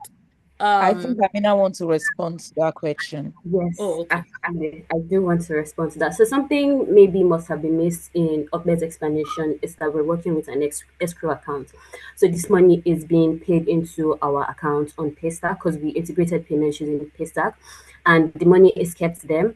As you can see, we have key partners, and our key partners are government organizations or corporations. So these corporations include third-party logistic companies, third-party organizations, right, that can help us take these items to them. So the money is not just sitting in our account. We're making sure that these needs actually get to people. This money is going to go into our third-party partners who are verified, licensed people who have the license to carry out all these transactions, take it to them. ABC orphanage needs their plumbing work done. We give the money to them. They go check it. They get it fixed. They give us feedback back. So you can trust them, and you can also trust us. And as you can also see, we're partnering with government organizations. We also plan to partner with the Federal Ministry of Humanitarian Affairs to also help us push out to people, and also in getting our CAC certificates to also make sure that we're not a scam as well. So yeah. I see Dr. Jasmine. Amazing. I see.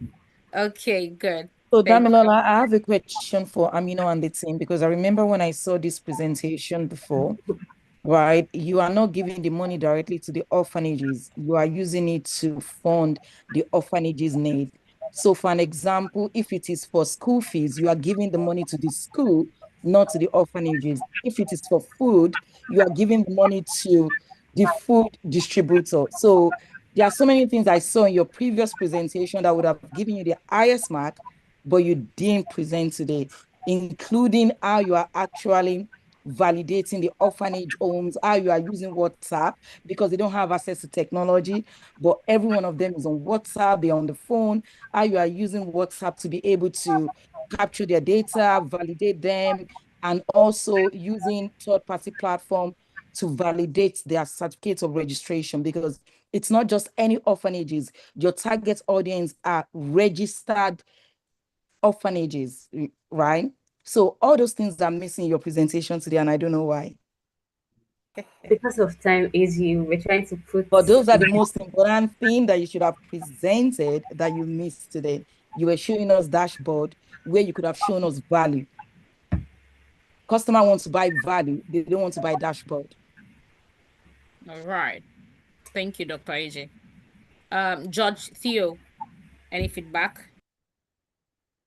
Okay, I think Hi.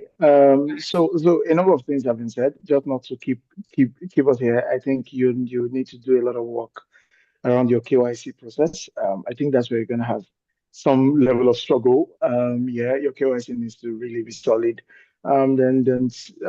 Also, because when you deal with finance, there's a lot of regulatory concerns that you need to do. So you might need to do a lot of research around, especially when you're dealing with financial services. So you might need to decide, okay, what are the people you're focusing on? Because when you're focusing on individual donations, it's different when donor organizations are giving cash. It's entirely different. The mechanics, yes, generally the platform and all that, but the mechanics and the governance is slightly different. So you need a little bit of workshopping in there to decide how you're going to approach the KYC bit.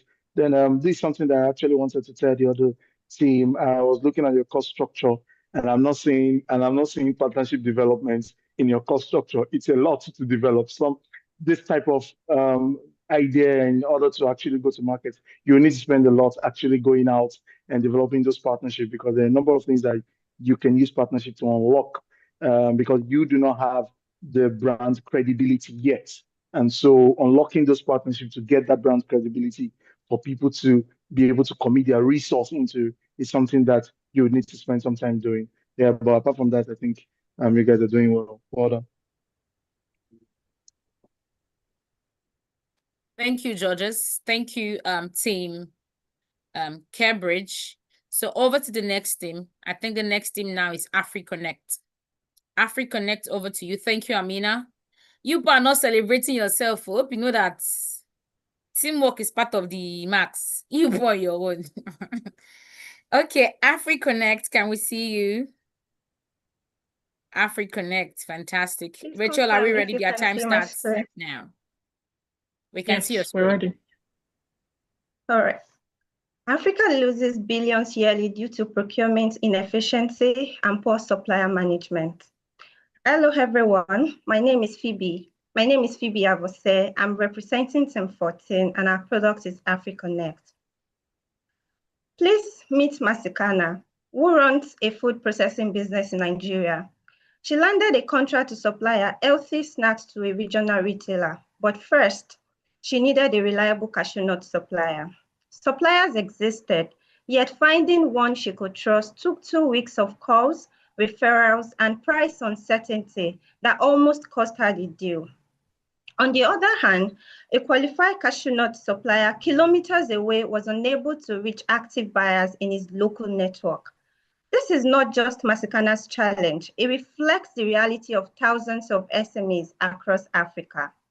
SMEs account for up to 90% of businesses on the continent, yet many still struggle to find trusted suppliers, compare commodity prices, and access cross-border and local trade opportunities. Frustrated Masikana one morning scrolled through Instagram and see a sponsored ad that says, source raw materials from verified suppliers near you, smarter, safer, and faster. Then she clicks. That click lands her on AfricaConnect, a B2B marketplace connecting raw material suppliers and buyers across Africa through trusted sourcing, price transparency, smart supplier recommendation, and streamlined procurement. Masikana signed up as a buyer and searches cashew nuts. Instantly, the AI surfaces verified cashew nut supplier closest to her in minutes. That's Lagos Cashew Nuts Limited. She submits a RFQ tailored to her business needs. The supplier responds and they negotiate directly on the platform. Masikana is pleased with the offer and proceeds to pay. Her money isn't sent straight to the supplier. It is held securely in Flutterwave escrow, fully protected. The supplier sees the funds are secure, dispatches the good. Masikana receives them, inspects, and confirms delivery. The money is released to the supplier. Not weeks, not endless call, not fear of being scammed, just structure, trust, and safety that brings. And that brings a win for Masikana, a win for Lagos Cashew Nuts Limited, and a win for African trade. Now, come with us as we show you Masikana's journey in real time. Mercy, please take the stage. Go ahead, Mercy. Are you there? Yes, I'm here. I'm trying to share my screen. All right. So let me walk you through Masikana's real journey. So she comes to the page. Just a second.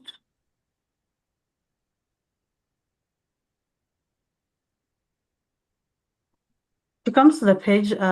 This is the landing page. Then she clicks on buy the goods, which takes her to. I'm sorry about the noise in my background. Which takes her to the marketplace. She's able to scroll through a couple of goods. And then we have the AI search where she can search her cashew nuts. And select on the closest supplier.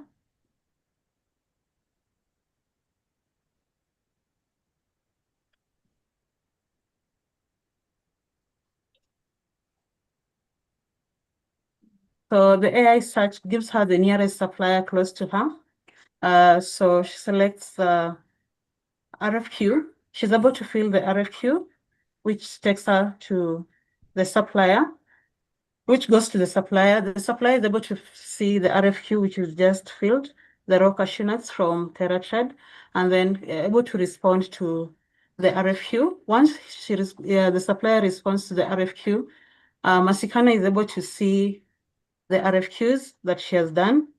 And in her transactions, she's able to respond to the RFQ, make payments.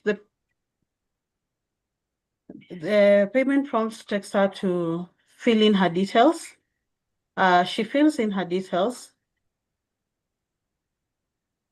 After filling in her details, the supplier is able now to see that the payments have been made, have been made, and then after payments being made, he releases the goods. After releasing the goods, Masikana comes and receives the goods, confirms that the goods have been delivered, and then after confirming they're delivered, the money is then released to the supplier, and she's able to continue with her journey of production.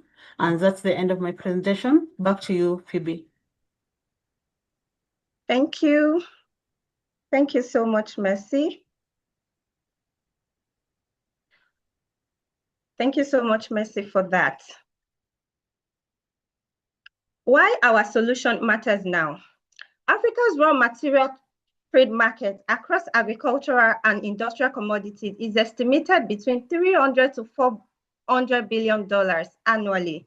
Starting with a focus segment covering high demand commodities such as cocoa and cashew nuts across West Africa, that represents an addressable market of approximately $35 to $45 billion annually. More importantly, the timing is right. Africa Continental Free Trade Area is projected to increase intra-African agricultural trade up to 50% by 2030, creating a significant need for trusted sourcing infrastructure, and AfricaConnect is positioned at the center of this transformation. Let's go to what growth looks like for AfricaConnect. In 3 years, AfricaConnect is expected to grow with a minimum of 5,000 verified suppliers onboarded and 12,000 buyers registered with a robust marketplace maturity. Our revenue drivers include tiered supplier subscription, transaction fees, visibility placement, and future ecosystem. With strong problem validation, we're seeking $50,000 in funding and strategic partnerships to scale AfricaConnect beyond development and MVP into a live trusted infrastructure for African trade. This funding drives SDG 8, decent work and economic growth, and SDG 9, industry, innovation, and infrastructure, with every dollar used for product development, supplier onboarding and buyer acquisition, AI optimization engine, market expansion through campaigns and PR, operational support, and cloud infrastructure.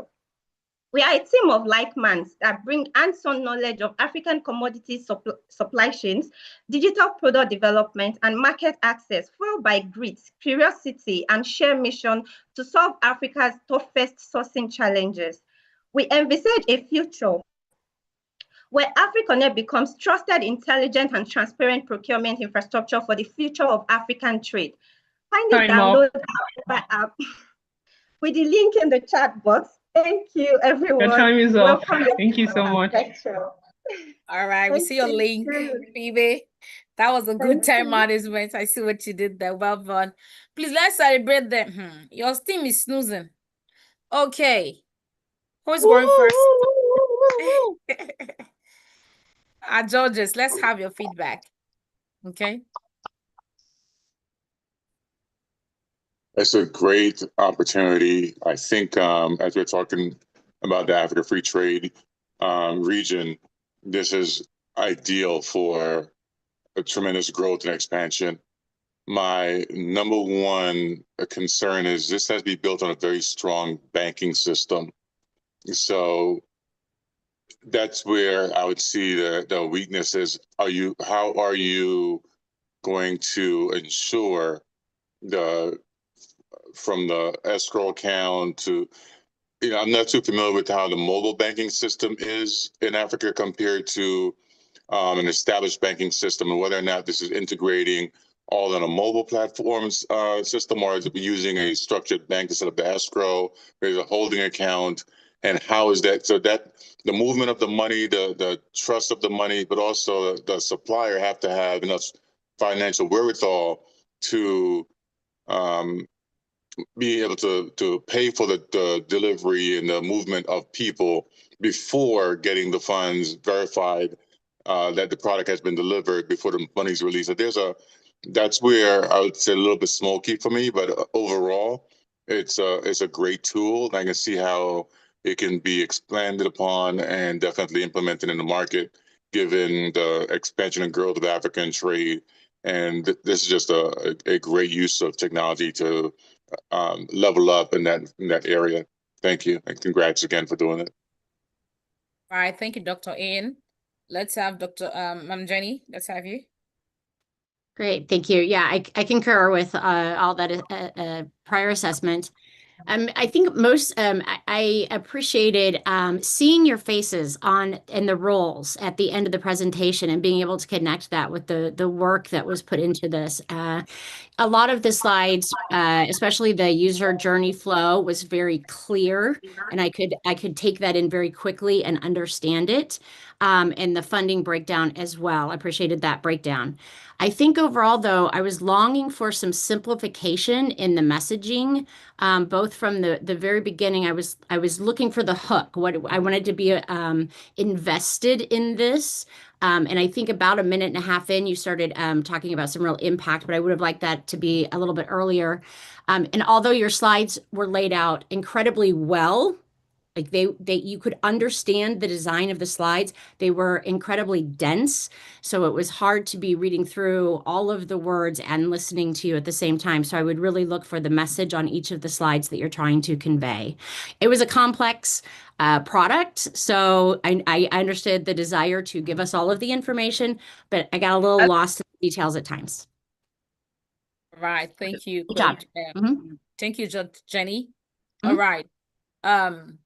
Judge Theophilus, let's have you. Then we'll have Dr. Jasmine.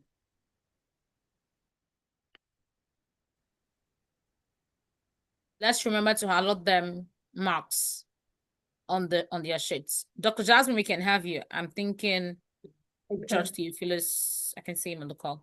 I'm gonna be slightly a bit hard on the team.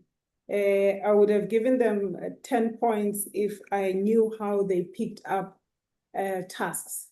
If they came up with this particular task from Norway, I give them 100. But to work on it, it's something that completely then somehow missed me during the presentation itself. This is what is needed for Africa, as in now. It's an emergency. But then also what I have not seen come forth through the presentation is quite very important and imperative issues on how, as much as you trade through the platform, you then got lost between farmers trading with each other to trying to put them within a company, because farmers don't know anything about requests for quote, bidding on the platform, trying to figure out who is selling this at what time. You know, I would have loved to understand the back end of the story of the brief, how it got about you guys working on the task. This is an amazing task, but we know the plight of an African farmer. Commercialization, putting together structures, finding buyers, as you may say, also having time to actually look into platforms where they can trade either with each other or with the market. So now, if a platform like this exists for Africa, allowing African commodities to move seamlessly without trying to overwhelm a farmer or a seller with so much information, all we need to say to a farmer is that you have produce, let's help you take it to the market. The platform will come and grade your work, okay? We'll come and check what grade are your grapes, what grade are your cocoa, what grades are your cashew nuts. And then we then assist them with finding penetration strategies for the market. And then this is where you can sell it. And from where, then we can be able to assist them also to link them with markets that are just beyond them with each other, but even official commercialized markets that will assist them to capitalize and obviously increase their production or even live to feed their families and communities. I love this concept so much. Yes, the information was quite a lot. I enjoyed, and I understood also your thought of process, because you also want to do it for the presentation, but I wanted you to take it a little bit lower, because we are talking with people who are at the pivotal tier of running the economy, but because they haven't been consolidated for the longest time, and they haven't been having people who are innovative as ourselves, as you guys, to take them on and help them to penetrate the market, to make it easy and seamless for them, where they have to just get into the platform using whatever SSD, and they can simplify the transaction without getting lost within the process. Now it's looking like, oh, okay, I'm just now being vetted by another commodity trader who's already probably doing so much. Maybe the platform could have said, bring all your produce, we'll link you with official commodity traders. Let's deal with the quantities so that we can ramp you up. But I really love this concept. Well done, team. Love it. Thank you so much, Ma, for that feedback. All right. Thank you so Yeah, much. if you would allow me to jump in, I Yeah. think you had called me earlier, so I was just thinking. I think it's audacious. I think that's the term I would use, because of the uniqueness of the idea. Again, excellent idea. I think I agree totally with what the other judges had raised. However, from a product roadmap standpoint, I think you would need to focus on, okay, which part of this puzzle do I want to begin with? Because it's a lot. You want to do the connection, you want to do the logistics, you want to do the marketplace. It's a lot at the same time, and it's a cultural police. And we're very unique in Africa. So there's difference in currencies, difference in the products that you do. The markets are different. So you need to ask yourself, okay, which is the easier or lowest hanging fruit? Not as if it's very easy, but then where do we begin? Because some of these things, if you want to attack everything at the same time, you might struggle in the proper functionality of it and ensuring that it happens. So I would say spend time mapping out what the full spectrum looks like, what the entire value chain looks like, and in terms of what you're looking at, and then decide what part of it. I think a clear product roadmap would help you to say, okay, for now, for the next first 1 year, this is what we're going to do, and this is what we're going to consolidate, and this is what we're going to. Technology helps. However, you need to understand the uniqueness of the users that you're bringing into your team. I think Dr. Jasmine made a very important point. Not all farmers want to be busy.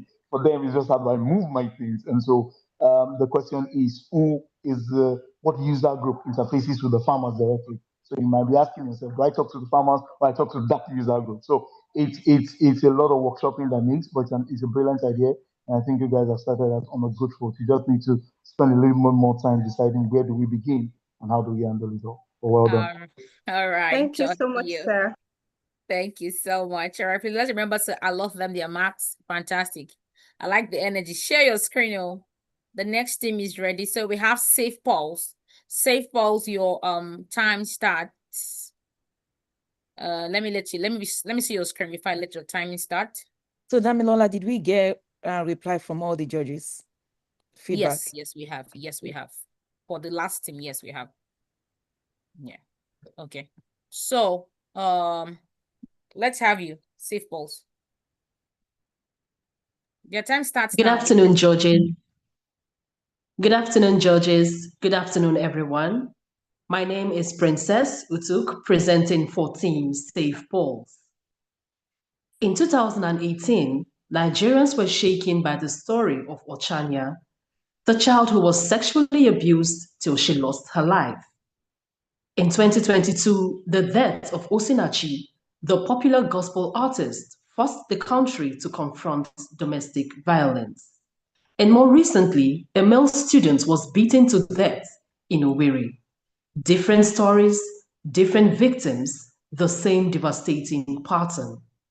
Violence, abuse, harassment, and community safety threats affect millions of people every day. Yet many incidents are never reported because reporting safely is often difficult, risky, or simply impossible. Now ask yourself, if you were in danger right now, what would you do? You might stay silent, not because you don't want help, but because asking for help could make the situation worse. That silence is the problem, and safe balls exist to break that silence. Our target users include victims, witnesses, community members, NGOs, humanitarian organizations, government agencies, researchers, and policymakers. The opportunity extends across community safety, violence prevention, humanitarian response, public safety intelligence, and social impact research. The problem is real, validated, and growing. SafePulse is a community safety intelligence platform. 3 words define everything we do: report, illuminate, and act. Now here's how it works. An individual anonymously submits a distress signal. SafePulse accepts that signal without exposing their identity and transforms it into actionable intelligence. That intelligence is delivered to NGOs and response organizations through a real-time dashboard. Our core capabilities include anonymous reporting, discrete access, real-time incident visibility, area insights, response management, and community intelligence. SafePulse transforms community reports into operational intelligence. Communities cannot solve what they cannot see. SafePulse makes invisible risks visible, helping communities report safely, organizations respond faster, and decision makers act with confidence. SafePulse, report, illuminate, act. And to show you exactly how this works, let me introduce Jocelyn. Over to you, Jocelyn. Thank you so much, Princess. I'll begin from the NGO dashboard because this is where organizations gain visibility into what's happening in their communities. Right now, this dashboard is live under Hope Aid Foundation. At a glance, the NGO can see active incidents, severity levels, response status, and emerging community risk. The total incidents for now is 73. Most importantly, they can immediately identify which incidents require urgent attention and where intervention may be needed most.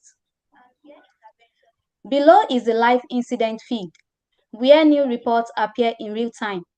Instead of waiting for information to arrive through phone calls, WhatsApp messages, or paper records, organizations receive a centralized view of incidents as they happen. Now let's switch to the victim's perspective. Imagine someone named Favor, or Chaya, or Sinachi, and the poor young man in Owerri are the Favor we are talking about. Favor is in an unsafe situation and cannot safely make a phone call or explain what is happening out loud. With SafePulse, Favor can discreetly trigger a pulse.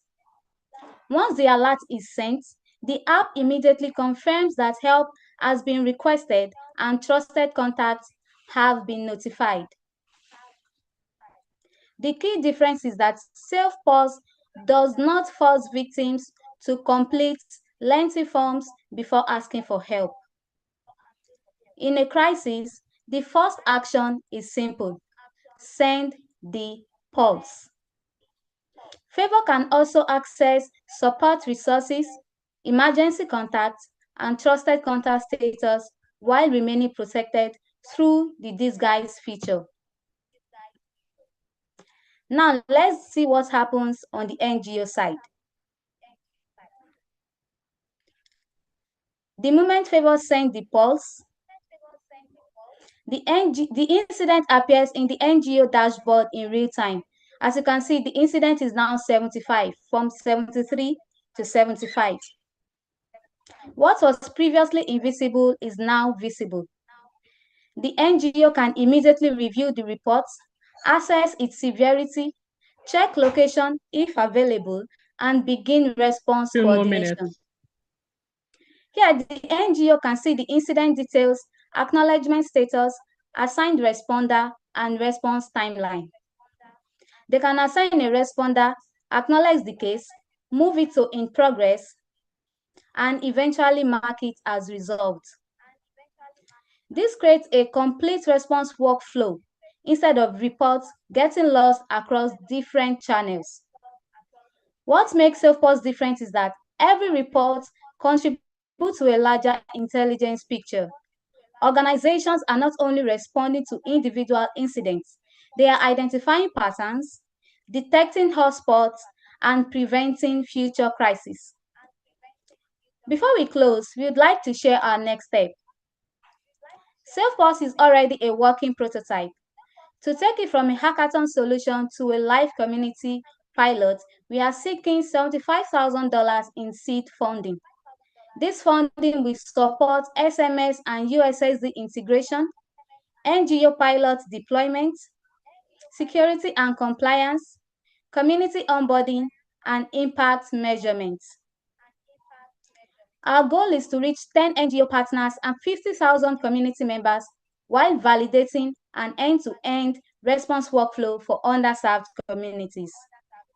We are also looking for NGO pilot partners, strategic advisors, and community organizations willing to help us test and scale SafePulse.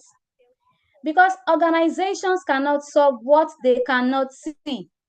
SafePulse makes invisible risk visible, helping communities report safely, organizations respond faster, and decision makers act with confidence. SafePulse, report, illuminate, act. Thank you. Yeah, amazing. Let's celebrate them. Let's celebrate them. Celebrate SafePulse. Celebrate them. Well done, team. Okay, so I'm going to start with George Jenny. Let's have you.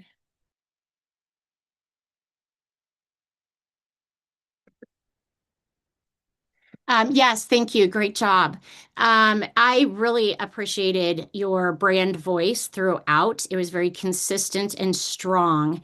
And the invisible is now visible, and report, illuminate, and act. Those are all very memorable and impacted me. You had a hook from the beginning with Ashanya Anasaniki.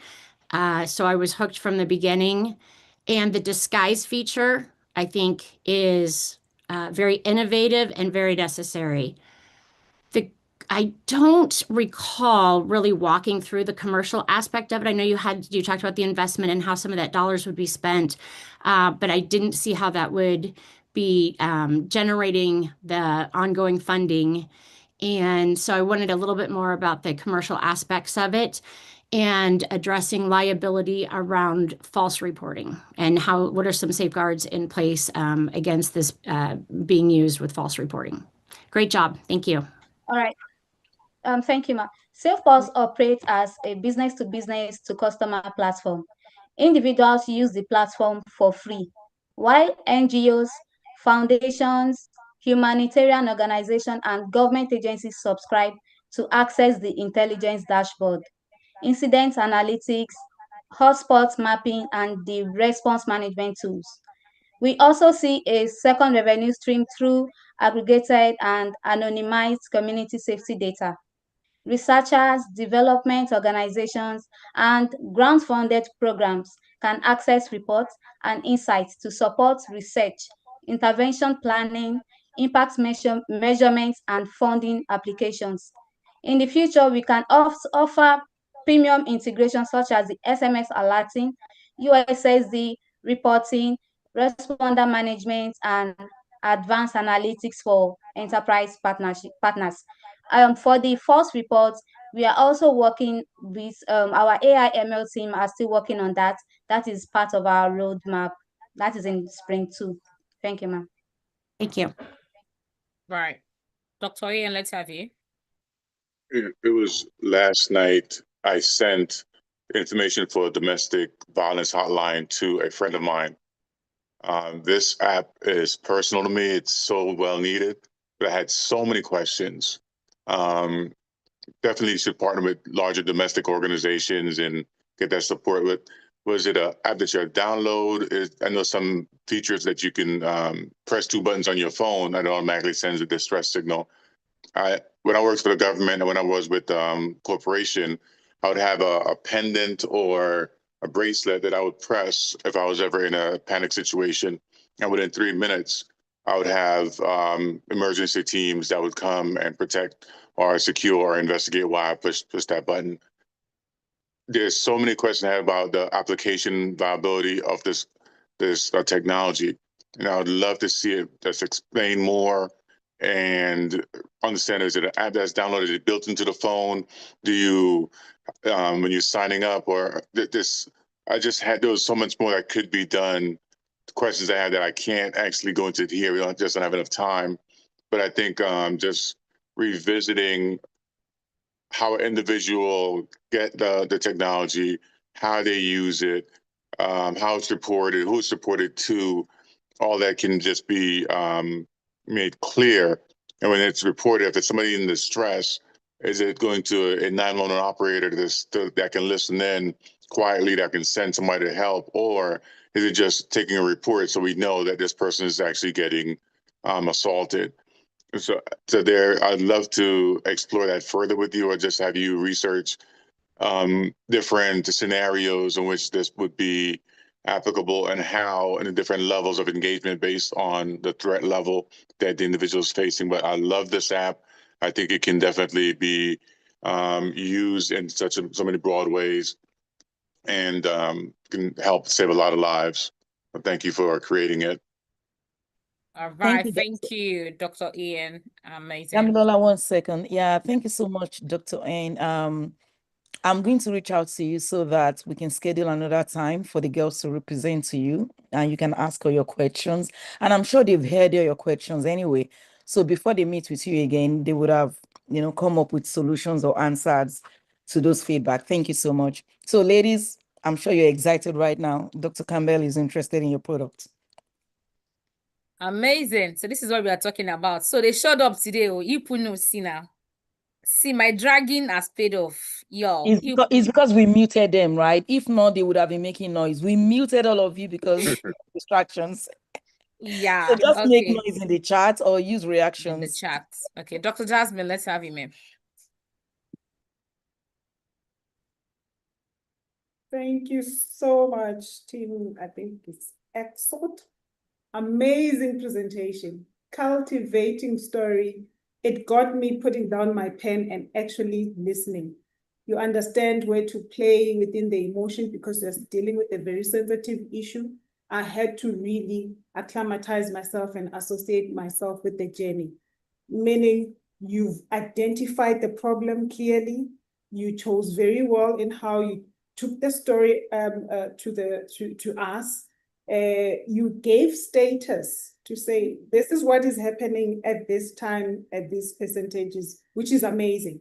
So it already alerts a potential buyer or a person who can subscribe to say, you are probably also at risk, you need this, because as we are, safety, security across gender, across sex, across color has become the most important aspect of our daily lives.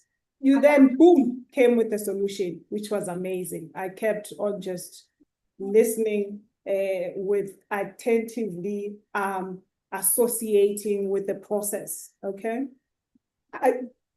What is very important, because when you create a platform, you need to be self-sustainable. You need to have commercial viability. Yes, thank you. NGO themselves, they can use it as the tool to support their core social needs, which are the problems.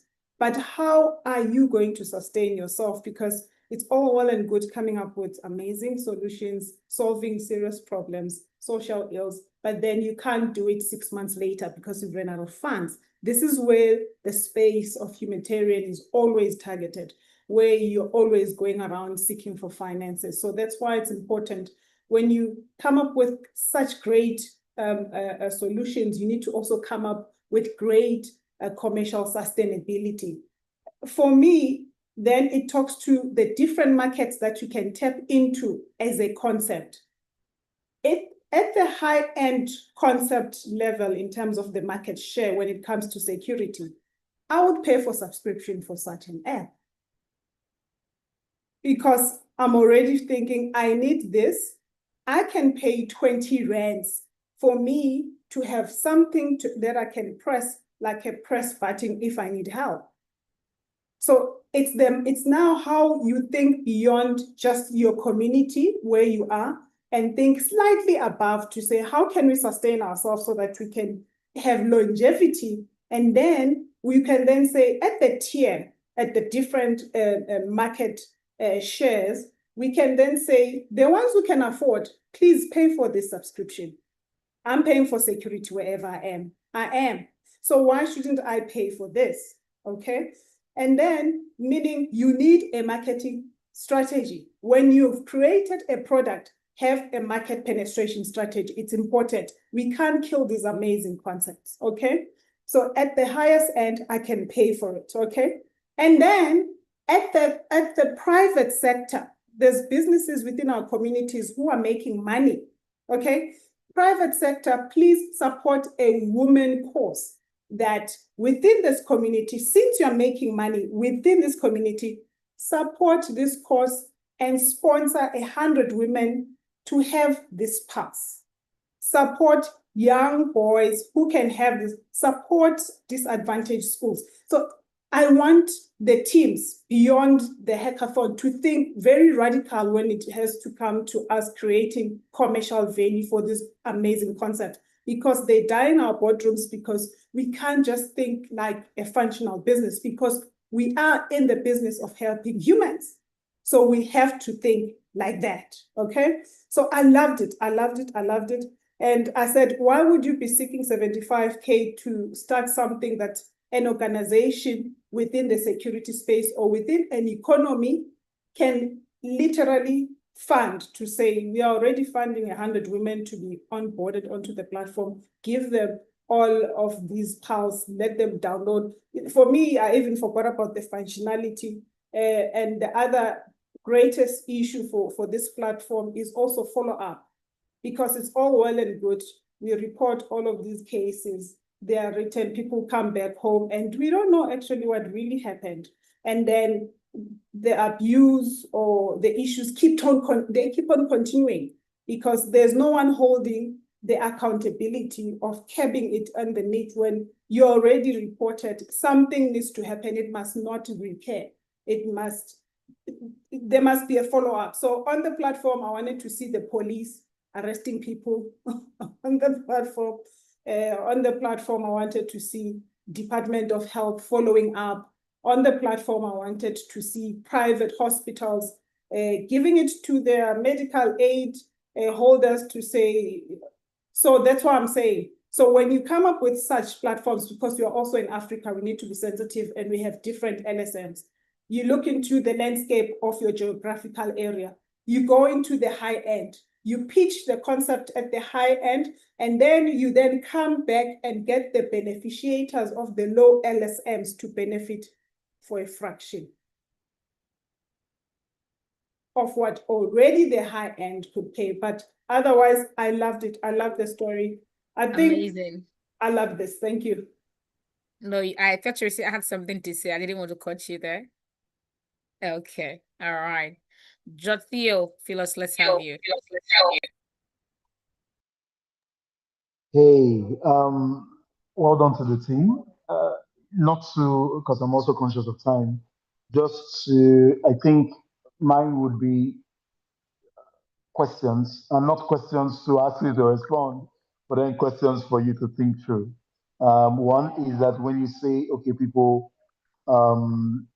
do probably trigger things anonymously, how you're routing things, I think there's going to be a lot of data consideration. When you're doing things around security, there's a lot of conversations around data governance. So you might need to do a lot of workshopping to find out who stores the data, who gets the data, what approval are you giving to the different organization that will be responsible for taking, for making use of that data. What level of access are you giving to them? So data governance is a major consideration for such a platform.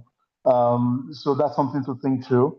And another thing to think through is still related to data is whether you want to have some form of referral mechanism and how these individual buckets tie into each other. The last point I was going to say is that from a financing standpoint, just piggybacking on what Dr. Jasmine said, is I don't think you should be asking for equity funding right now. You need to come from the impact standpoint and look for grants and people who can commit. And there are people who can actually pay, because the biggest question when I was listening to you is who pays for this? Is it the individual? If you're doing B2B, will it be organization? If it's government, so are you coming from the standpoint of, hey, how do we secure lives and properties? Is an NGO who is already in the space? So you need to think a bit. It doesn't look like what's readily. There has to be some level of education or advocacy for individuals to really onboard in this. You need to come from the impact side, and that's where I would say you should focus a lot on, so that it gets you off the ground in building out your platform, your technology, and your core infrastructure, and then around some partnerships to unlock all your data. But you need to think around that data, because I think it will be a big hurdle for you to cross. But apart from that, I think well done to the team so far. Yeah, amazing, George. Thank you so much. Queens, well done. We are getting there. Let's keep the energy coming. The next team is Echosort. Georges, please, let's remember to give them marks on the sheets.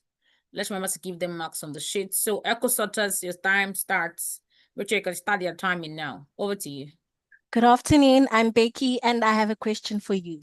What if the waste we throw away every day could create income, opportunity, and impact?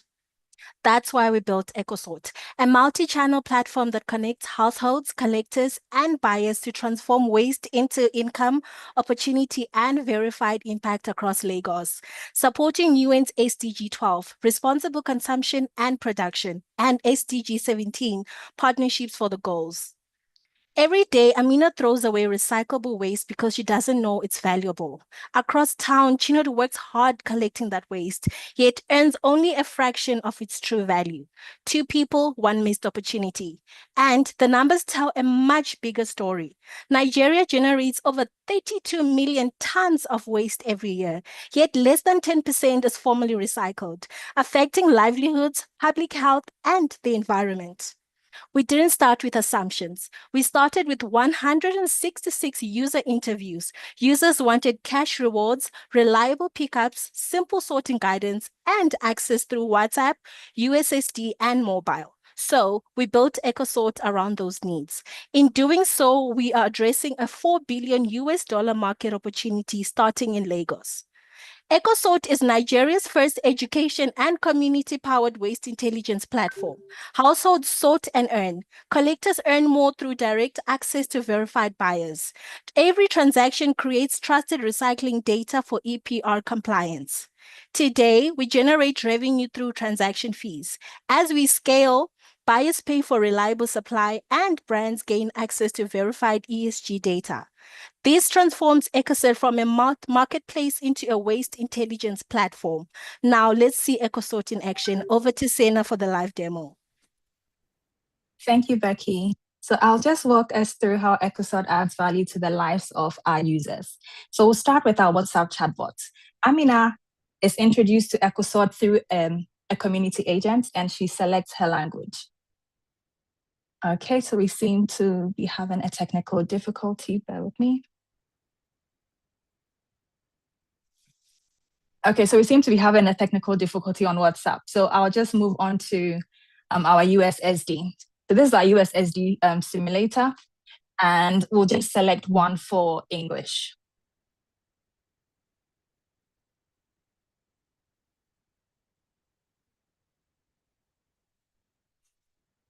Okay, so I apologize for the technical difficulties. At this stage, we'll just move to our mobile app. So we are a multi-channel solution.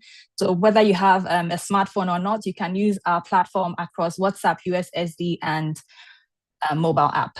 So on the mobile app, we are currently piloting Alimosho, Mushin, and Agege. If Echosort is not yet in your local government area, you can actually join our wait list. And once you're in the dashboard, you're prompted to learn. So Amina, for example, will be prompted to learn from one of our waste categories. So we'll just select plastics. Amina can see how to sort, and she can also watch a video on how to sort. So my colleague will just share that briefly.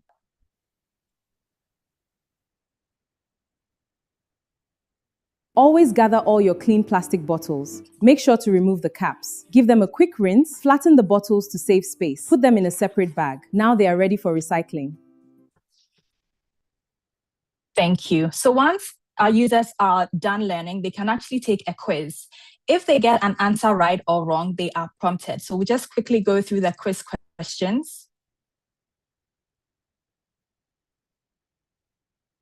Okay, and once they are done, they see their score. So as you see, I did terribly. So I can always retry the quiz, and when I'm done, I can earn points and rewards. So now we can go ahead and request pickup. So Amina can go through different waste categories, and if, for example, she has plastics that needs to be picked up, she can change the weight.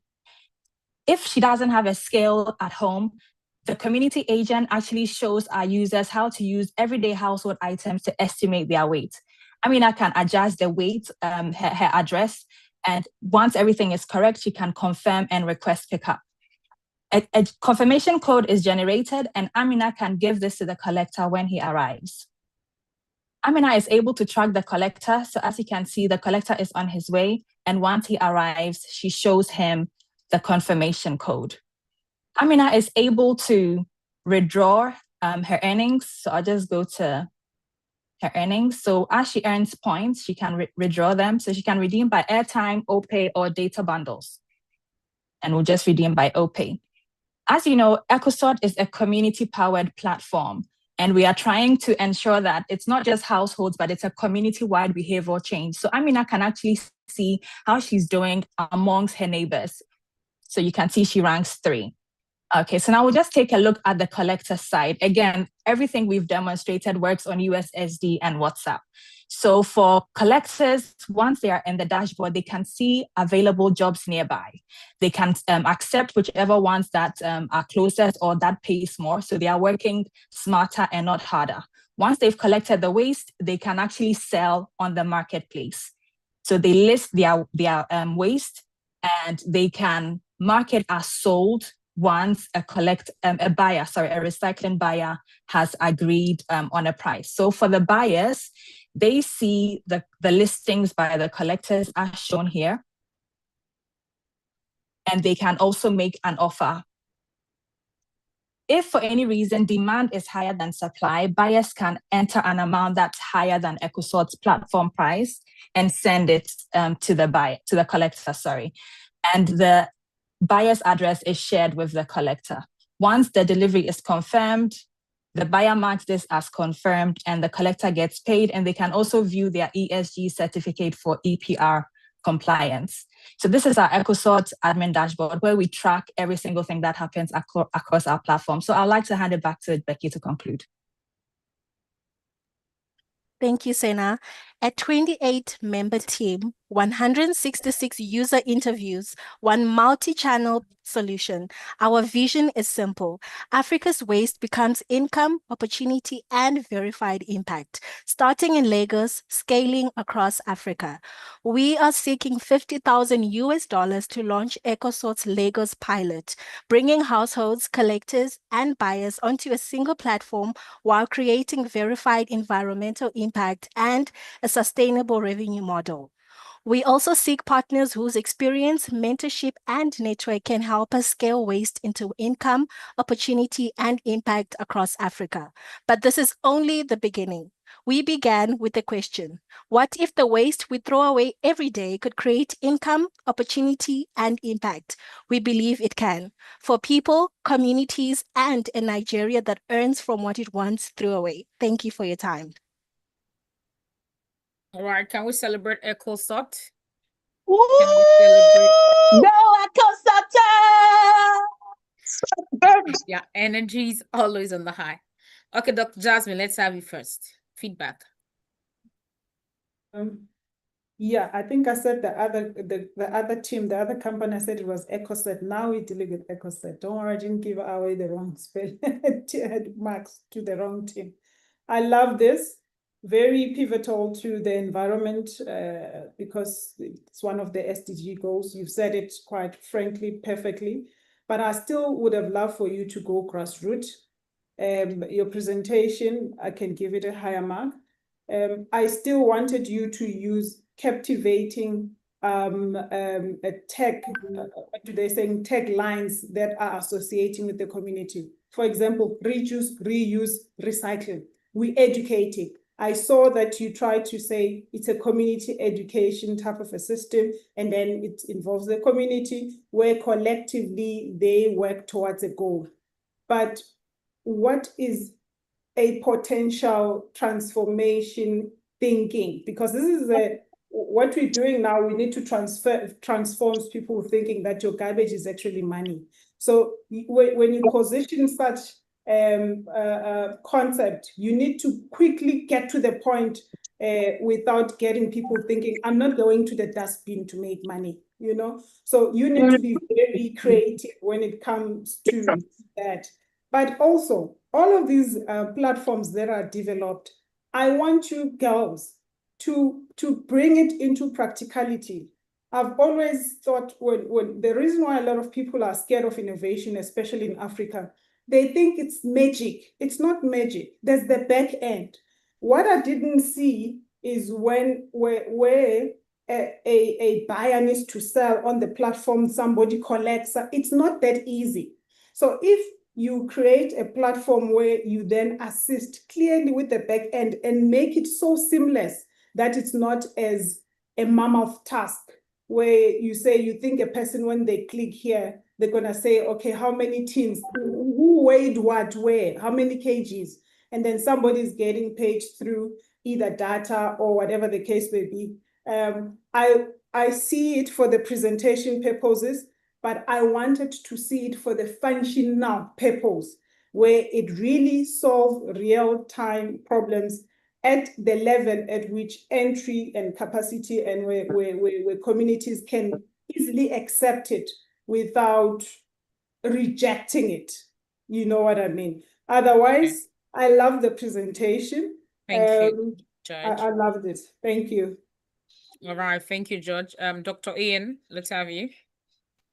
Then George Jenny, then George Theo. This is such a needed app. I was listening to your presentation, smiling and laughing because I'm just like, you have commercialized your trash, and trash is everywhere. So it's just a great product. But I do agree 100% that there needs to be some easier system of getting from collecting trash to collecting the resources. One thing I would caution is to not show who's making how much money on your platform, because just rank people by stars. You know, this neighbor has 3 stars, this neighbor has 5 stars. Just show the number of their leads to various action by other individuals, could be thinking in criminal intent. But it's a little bit lengthy as far as to get from A to B. I do believe that with sorry, Dr. Jasmine, there has to be a way to expedite the process, but overall, it's a great idea, very innovative, and I definitely want to follow up with you as well, because I do have individuals that is interested in this aspect of the business and would love to see if there's a way to connect you and partner, and see if there's a way that they can now re-enter the marketplace to perform that to help you so that you can perform that service and invest in your product. That's just a good idea. Thank you, Dr. Ian. All right, amazing. Well done, Queen. George Jenny, let's have you. Sure. Very polished presentation, and the way that you scripted it all out and presented it, that was very polished. Appreciated that you did all of the user surveys that made it feel very real, and associating the 2 heroes at the beginning brought me in. Great recovery from your technical difficulty too. You did not miss a beat. You just kept going. I almost wouldn't have known that there was an issue. Great job with that. I am going to give a little bit of conflicting feedback here. I agree that it was so feature rich. The mobile app, for example, was so feature rich, and I loved seeing the tutorial video that was very crisp, and I liked knowing that that kind of instruction was there. But again, if I'm thinking about, I need to get this task done, I need to get rid of my trash, I need to make some money, I want it to be very quick and easy to do. And then just on the slides, I would simplify the messaging on all the slides, lots and lots of words, small fonts. There were places that I couldn't follow with that, so simplify that. And then my biggest question was I had a lot of questions about market validation and the price that you would be getting from the buying. And also, if the market is that large, who's the competitors? Who's out there right now? And so just make that a little bit more robust, how you're addressing that. Thank you. Great presentation. Thank you, Judge Jenny. Judge Theo, let's have you.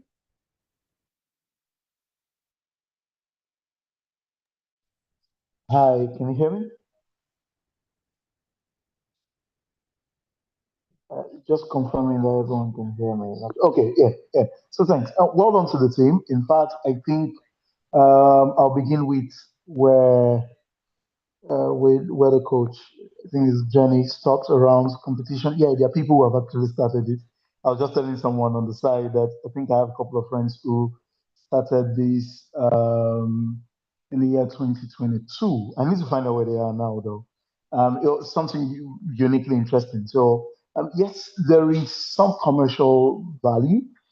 I think where you would need to put in a little bit of work is the aggregation. So I know that some idea they had then, which I don't know if I missed that part, was there was a recycling bit to it, and that's where the commercial value, because that's the people who pay. That's where you were. So it was, and what made that very unique was that the recycling piece, and there was also a marketplace on the platform. So why there's training around what to do with the waste, there was also, okay, there are people who can come pick the waste from you and create products from those waste and then still sell it on the platform. So your commercial value is where what happens to the waste, who gets the waste, what do they do with the waste? I think that's where you would need to necessarily focus on. That's one. Secondly, now because I've had interaction with people who have done this, you would need a lot of so the way it works in Nigeria is that waste disposal is very, you might think it's not, but it's very regulatory dense. There's a lot of union, there's this state union, local government union, this that are involved. You might think it's not, but yes, especially the ones you're not going to use. And so you might need to spend some time figuring out who are the agencies currently playing in that space and how do we navigate our place, our products seamlessly within there.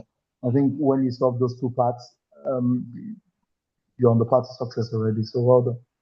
Thank you, Judge Theophilus. I hope you guys got that feedback.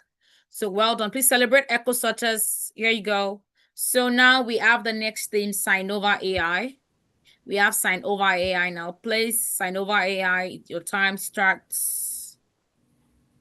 Where are your team? Team Sinoa AI. You guys also be ready to present. Yeah, Sinoa AI is the next team.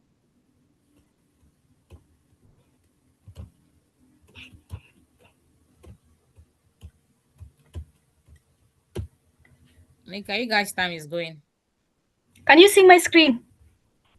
Yes, I can see your screen now. Yes, it's visible.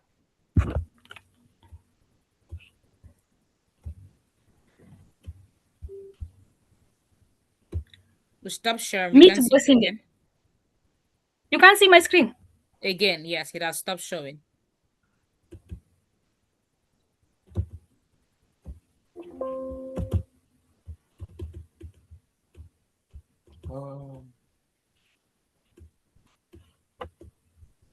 It's coming up. Okay. Other members of your team can share. We can still Good see evening, everyone. You can't see it. Yes, now hold on, it's coming up. It's coming up. Just chill. I'll let you know once it's coming up. It's loading. So apologies. Network can be lagging network. Good. So we can see now. So can you put it in slide mode so that we can see better? I already put it. Slideshow. Don't worry, just click the slideshow on your yes. Here you go. It's popping. We can't see your screen. It has stopped sharing. I think you closed it. Other members of your team, your time is going. So if you don't do this fast, it means you're wasting your time. Okay, good. Oh yeah, we can see it now. Go ahead. So Rachel, your time starts now. I was also joking the other time. Let's be nice. Good. So let's have you. Go ahead. Meet Bosinde. Every morning, she leaves her home and steps into a world that doesn't speak her language. Your video needs to be on, Monica. Okay.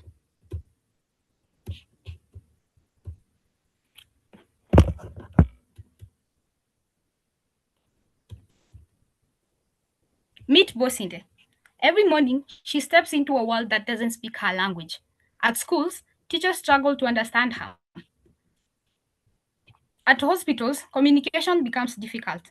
At job interviews, barriers appear before her skills can even be assessed.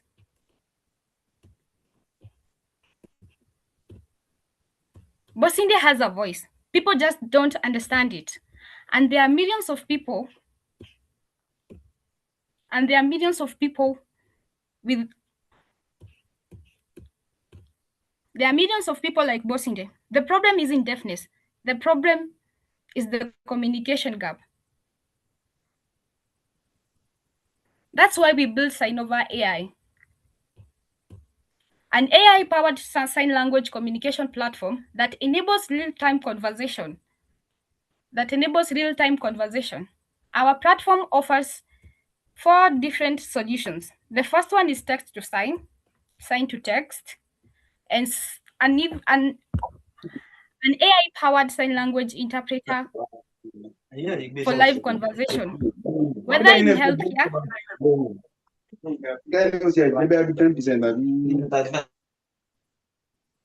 healthcare, education, employment, or even government services, or everyday interaction, Sinoa makes communication accessible, instant, and inclusive. What excites us about Sinoa is that this isn't just a social impact, it's also a real business opportunity. We are starting by solving communication barriers here in Nigeria, where deaf individuals and institutions face daily challenges: education, healthcare, employment, and even public services. As we continue to improve our AI technology, we plan to expand across Africa and eventually serve deaf and hearing communities around the world. Every day, schools, hospitals, employers, and even public institutions struggle to communicate effectively with deaf individuals. Sinoa helps to bridge that gap, creating value for both the people who need accessibility and serve the organizations that serve them. We make Sinoa accessible to individuals through a free model while generating revenue through institutional subscriptions, enterprise solutions, and an API integration. Our vision is simple: to become the AI-powered communication platform, starting in Nigeria and expanding across Africa. Ultimately, we are connecting deaf and hearing communities around the world. Our team brings together expertise in artificial intelligence, accessibility, product development, and community impact. Together, we are building technology that does more than translate. We are creating an understanding. Bosinde doesn't need a voice, she already has one. The world simply needs a way to understand it. That's why we built Sinoa AI, breaking barriers between deaf and hearing communities one conversation at a time. Thank you. I've been yours, Monica. The next person can continue to do the demo.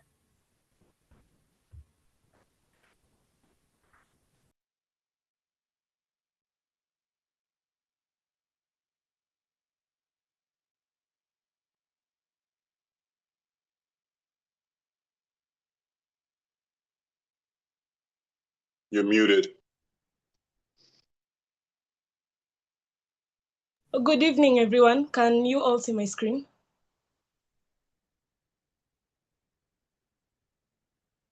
Hello? Yes, we can, Glory. Yes, we can. Okay, thank you. Thank you. I just needed the confirmation. So you have heard about the theoretical framework of our app that is Sinoa AI. Now let us show you how exactly we are going to be connecting Bosinde and the real world through our app that is Sinoa AI. Our MVP is the text to sign feature. Take, for example, Bosinde has friends. These friends need to communicate a message to her. Let's say they need the doctor or they need help or it's an emergency. All they have to do is come onto the app on our text to sign feature, type out emergency, click translate, and immediately we have an avatar that is waiting on standby to be able to translate the message to translate the text into sign language. Allow me to change the orientation of my screen so that you can be able to see the avatar more clearly as it does what it's supposed to. As you can see, the avatar is already signing out the word emergency. So Bilsinde is not left out. She understands what her friends want to say through the app that we have created. We also have other features. For example, our speech to sign feature, which cannot be able to, I cannot show because I am also using the microphone, so it won't be able to pick up the speech, but it is working, and I will show you after we are done with this demo. We have our sign to text feature that operates with the real camera. You just need to show whichever sign you need to be translated, and it immediately changes it to text that Bosinde will be able to read. And then we have live conversation. Take, for example, Bosinde wants to speak to somebody through the AI, and they're both sharing the same phone. They just tap the start conversation button, and also our avatar is also there to record the voice, and you can also type on the app and the avatar translates it. So this shows you that it's not just about the deaf community, but we are bridging the gap between the deaf community and those who can hear. And then you also have common phrases that you can use in your everyday life, such as hello. It loads, and we have a video over here showing you how you are supposed to sign. And if it's an emergency, you just click open, help, and you also have a video ready for you. And because today it is a learning opportunity in every situation that you find yourself in, we also have the learning option that tracks your progress every single day. You have your daily goal that you're implementing. So if you say that today you're learning 10 signs, then 10 signs is what our app is going to ensure that you have learned, so that you can communicate with each and every single person in your life. Because deaf people also have a voice that needs to be heard. And there's also a premium package whereby you can pay monthly, yearly, or for a lifetime that you just pay once. Here you get the option for unlimited translations, AI avatar interpreter, offline access, priority support. This one, however, it is not for the individuals, but we're making sure it's for companies and things like hospitals and big organizations. And that is our app. And I now invite my colleague to talk about the budget of Sinoa AI.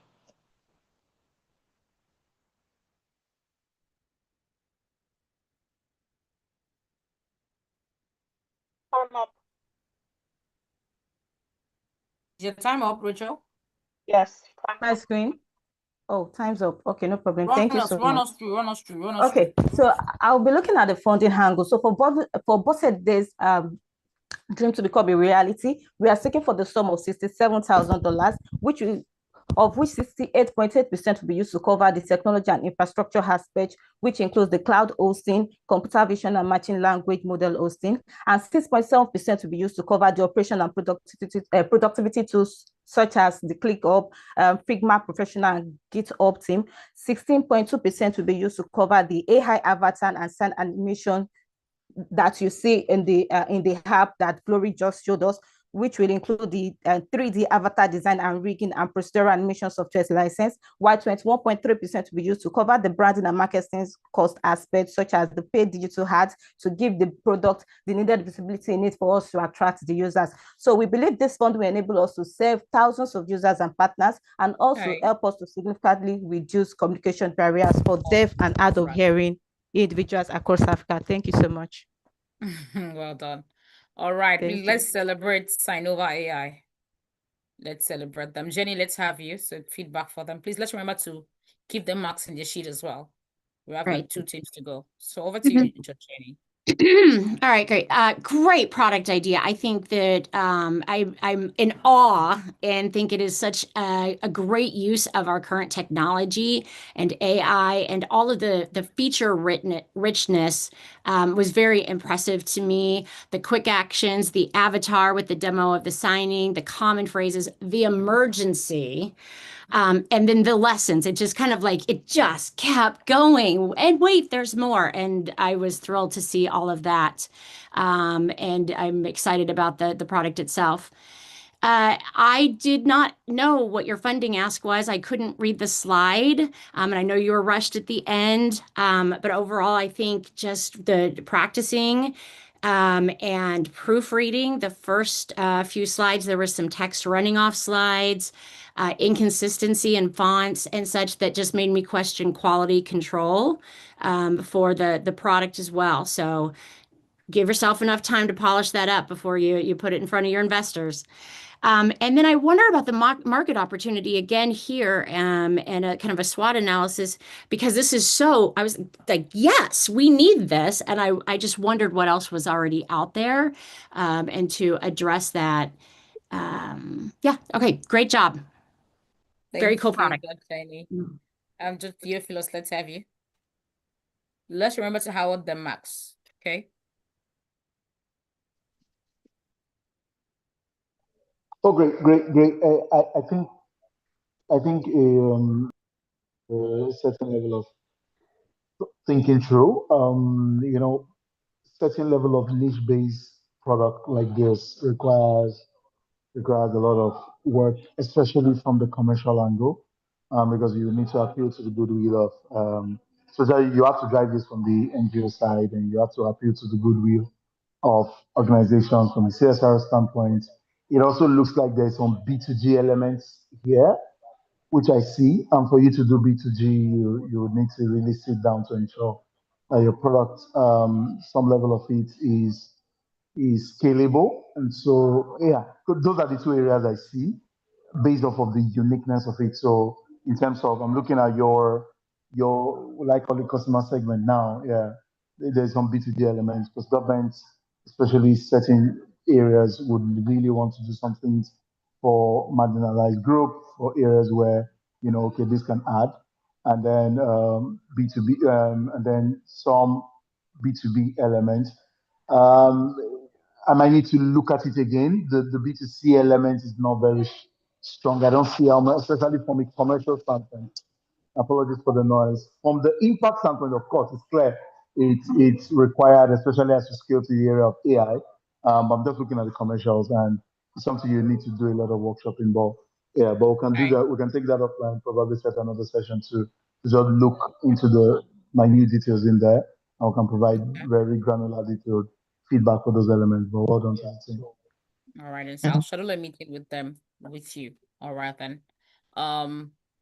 George Jasmine. Thank you so much. Definitely a great concept. All these concepts are. But for me, this one is mostly important because it deals with mostly the marginalized group. Okay. So when you deal with such a platform and you yourself are not in that condition, you need to put out there a bit of education. I can tell you, even now, I kept on becoming confused between that they're deaf, are they not hearing or are they not seeing? Why is she saying they must text? Because they can read. Some simple things like that. They're not stupid, but they're very important towards people who are not in that position. So when you deal with such a service offer that deals with the marginalized, a little bit of layer of education and actually getting people to understand what is the service that they're offering and what is the bridge that they're trying to create so that the marginalized group can be absorbed back into the community. It's very important. You're just not selling an obvious product. So for me, that was the issue of saying, I want to follow and potentially I want to fund, I want to support, but give me more information. Let me learn something that will say, exactly. I'm sure you understood what I was trying to say. It's definitely a special needs category, and more has to be done in research on saying how do they react themselves than just coming from your side of saying, I have a solution that I want to push back into a platform that I want to assist these people. So it's a special needs. So there's more information and research, including scientifical proven processes that you need to put into your offering. Access, you then spoke to the fact that you want to charge them. Immediately, I saw a subscription. I loved it because when you remember, Dr. Jasmine, remember commercial viability. I want to know how are we making money to solve our social ills. But for this group in particular, I don't think that was placed in a perfect format, in a sense that if they are on the platform, right? They're using the platform to communicate, and there's the emergency, there's some of the tiers. Then what you do is that you phase out the accessibility on the app.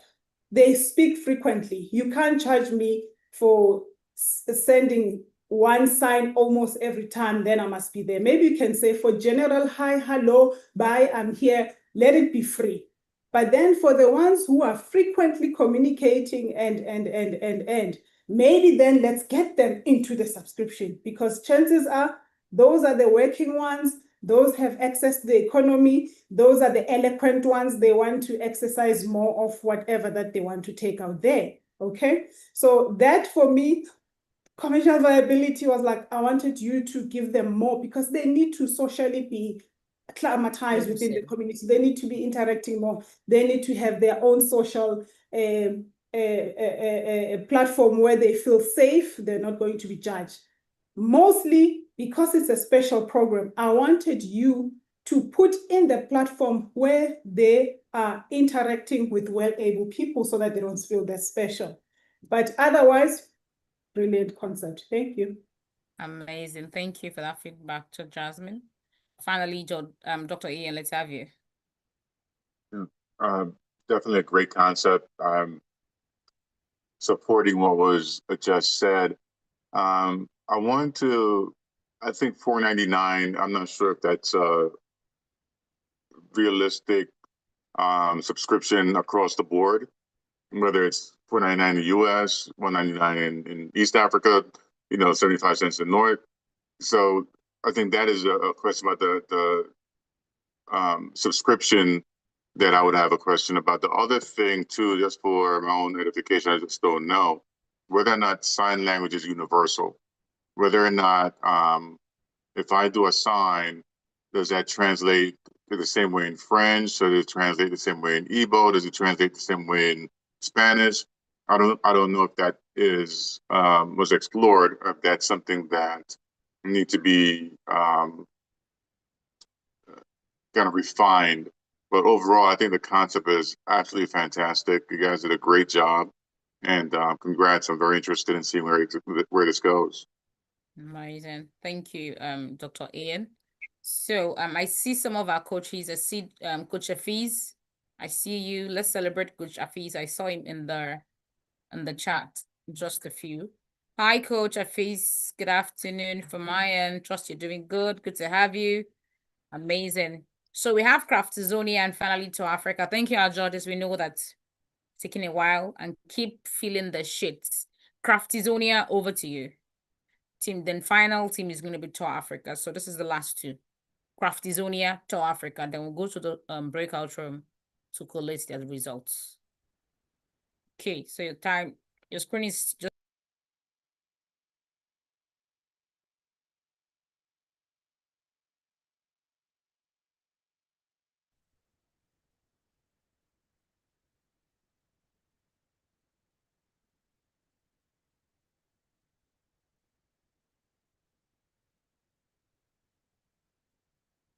All right. Good afternoon, everyone. Over 650 million artisans across Africa. Every city in Africa is built by hands that nobody knows by name. Today, we are changing that. This is Craftonia.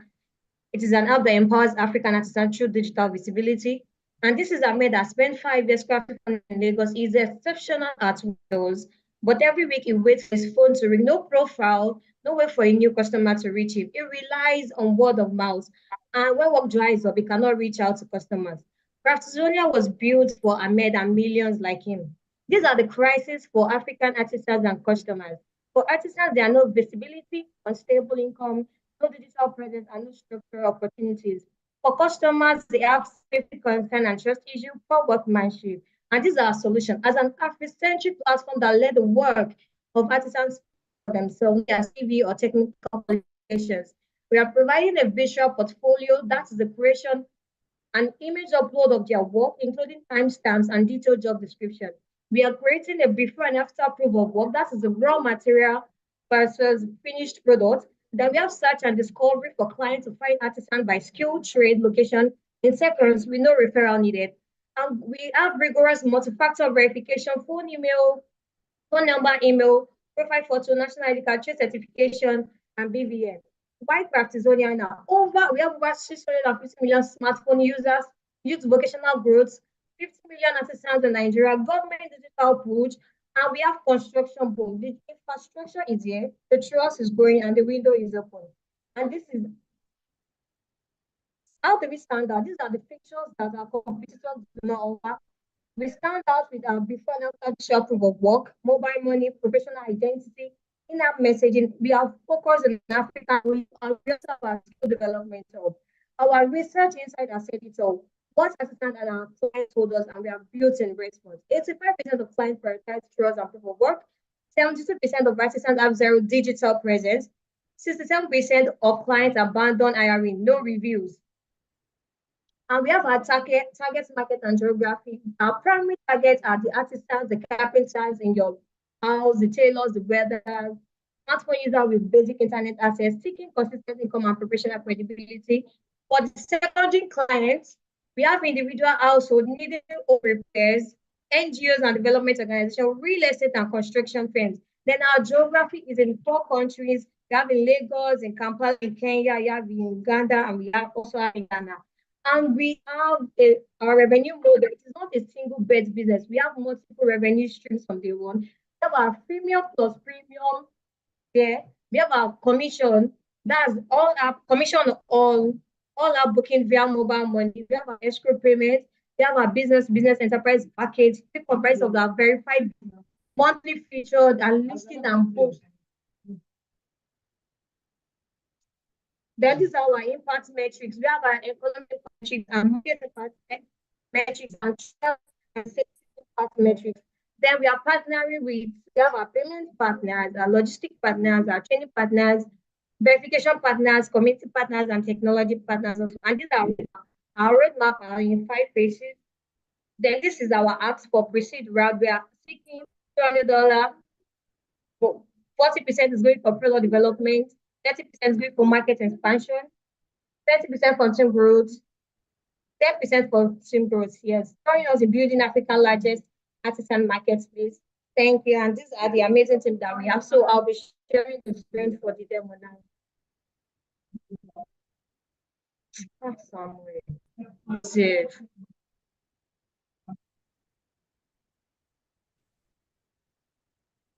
Yes, what there is a dimension here. Please let me know if you can see the screen of this demo. So this is an artisan in Lagos. His name is Today Philip. He's a verified artisan. And this is profile rate, which is rated 85%. Your screen is just coming up. Let me see. Your screen it's is not just coming up. It's coming. You can see Okay, it now. Go ahead. Okay, so this is Tunde Philip. He's a verified artisan in Lagos, and his profile strength is 85%. He has 4.9 star rating. He has done 47 jobs, and he has 96% responses. He is verified already. And these are new job requests that he has. Then you can send offer to him.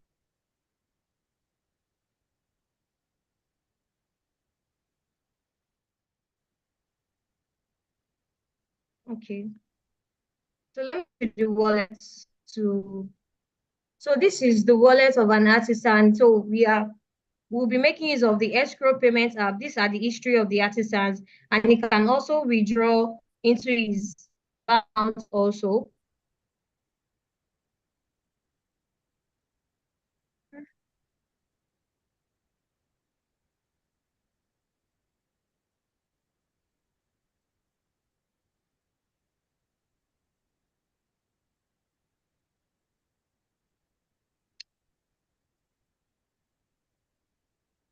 Okay, so let me just move to the messages that he has already gotten. These are the messages that he has gotten on the app from clients that wants to give him jobs. And this is the profile of him, and this is his trust score, which is 92%. He's verified already. His background has been checked already. And these are his skills and endorsement. He has over 4.8 star review. And let me go to the customer.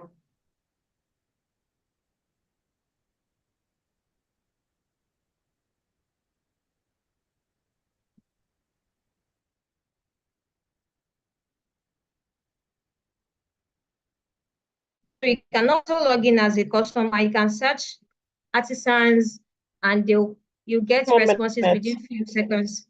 Search artisan by trade and their skill. Then you can also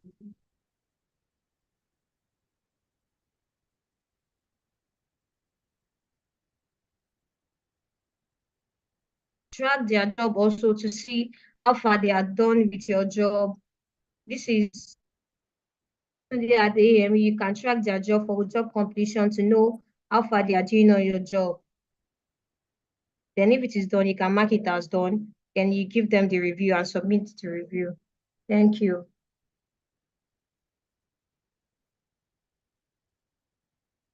All right. Please let's celebrate Craftonia. Starting with Dr. Ian, let's hear feedback from you.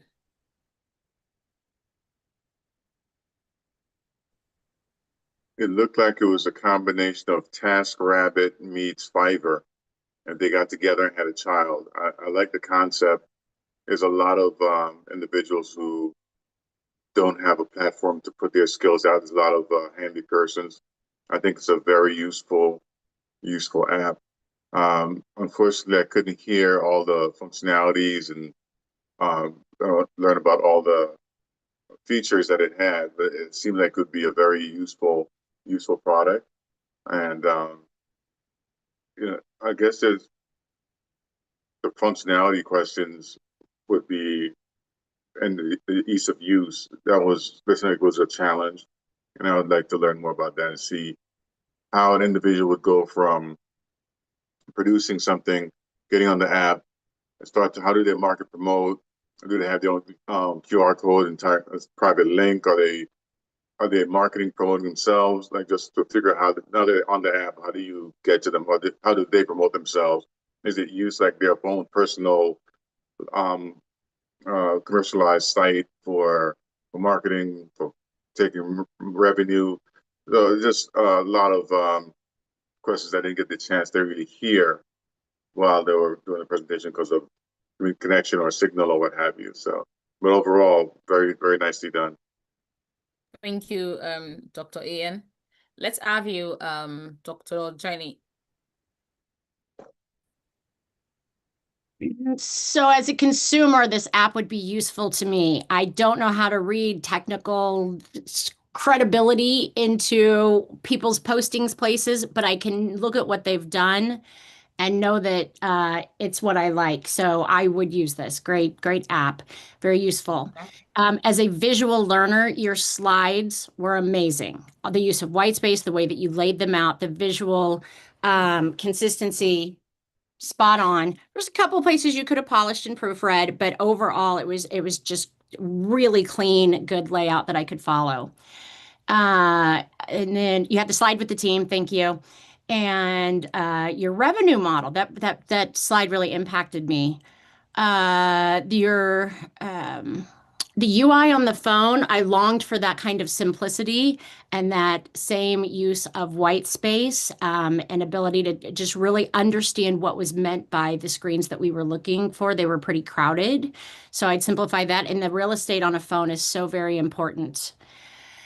And then on the partnership and ecosystem, question came up for me about kind of the dilution of your focus with all of those partnerships and ecosystems. So I just longed for an understanding of the prioritization and kind of roadmap and sequencing of how you might work with those. You know, are your training partners and vocational centers as equally as important and a priority as, say, the logistics partners? So just kind of a feel for that along prioritization. Great job. Right, thank you, Jenny. Church Theophilus, let's have you. Then we have Dr. Jasmine. Please just remember to populate their sheets with their marks. Then the last team. Over to you. Thank you. Guys, can you hear me? Just to confirm again. Yes, we can hear you. Great. So just a couple of thoughts on my end. I think your space is not sure how much research you would have done, but there are a number of folks playing in your space. You have Eden Life, I think there are like about 3 of them locally. And then, of course, so you might need to do a bit of research in there. My comments, because I've interfaced with the founders of those unique platforms, what you would need to deal with when you're connecting artisans is because artisans essentially have to come to people's homes or have to do things that is quite personal. So you might need to do some work around the trust. I don't know how you're measuring your trust. Is it your trust numbers now or your trust percentage? I don't know, but it probably means that's why you're presenting. But that's something you need to spend time working on. That's one. Secondly, I don't know how you figure out, so your KYC has to be strong. Secondly, what you need to figure out is, because one of the biggest challenge that when I interface with folks who have built something along those lines is how do you stop artisans from, what's the word now, from continuing a relationship formed on the platform outside the platform. So, for example, if you interface with the Upwork and the like on Fiverr, some of the biggest things that they've tried to create in terms of incentive and some security measures is how do you, because if all the artisans that come to your platform now have working relationship outside your platform with the customers, then it's almost a case where there's no business for you again. So I think those are 2 key areas where you need to think through. You might need to find out how the platforms that currently exist have actually done some things, and what unique thing you're bringing to ensure you bridge that gap. But is it a gap? Yes.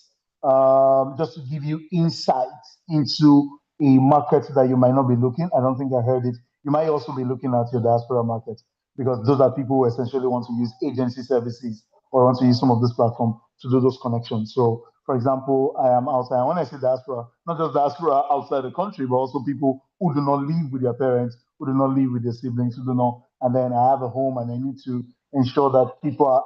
The only way to ensure that things run properly in a place that I manage is that I have an agency that I trust, the person who is taking care of every single thing that happens in that place, and I'm able to walk a way around ensuring that I have some payment plan that I can schedule, and then it just works for me based off of if I'm a salary earner, I'm a business person. So you need to think through what your user or your customer base. So there's some B2B in there, and who knows, you might want to go into B2C where you want to talk to. Sorry, there's some B2B. Your B2C is clear, but your B2B, you might need to think through. Are there offerings that I want to create for HR plans, for organizations, or for people who they're already working, they spend 9 to 5, some of them spend 9 to 8. How do I ensure that, okay, part of the services, like just like HMOs, or part of the services that you can buy for your employees is that some things are handled for them and there's deduction and so. So there are some thinking that you can put in there that would be helpful. So I'd like you to think through those lenses. And and then if you struggle, of course, we can always have more other sessions to workshop a bit around what your business model would look like. But well done to the team. Okay. Amazing. Thank you, Coach Theophilus. Let's have Dr. Jasmine. Excuse me. Yes, who is there? It's Evelyn from Team Craftonia. I wanted to answer him the question that he flagged about the artisans creating a relationship outside of the app. And the solution that we got, I think it wasn't shown, it is in the messages, in our in-app messaging system, which we are looking forward to using AI to detect when users share phone numbers or external contacts. That will be always flagged. And the platform will be sending a warning, reminding both parties of the protection they'll be giving up. Yeah. All right, And Dr. this, Javier. yeah.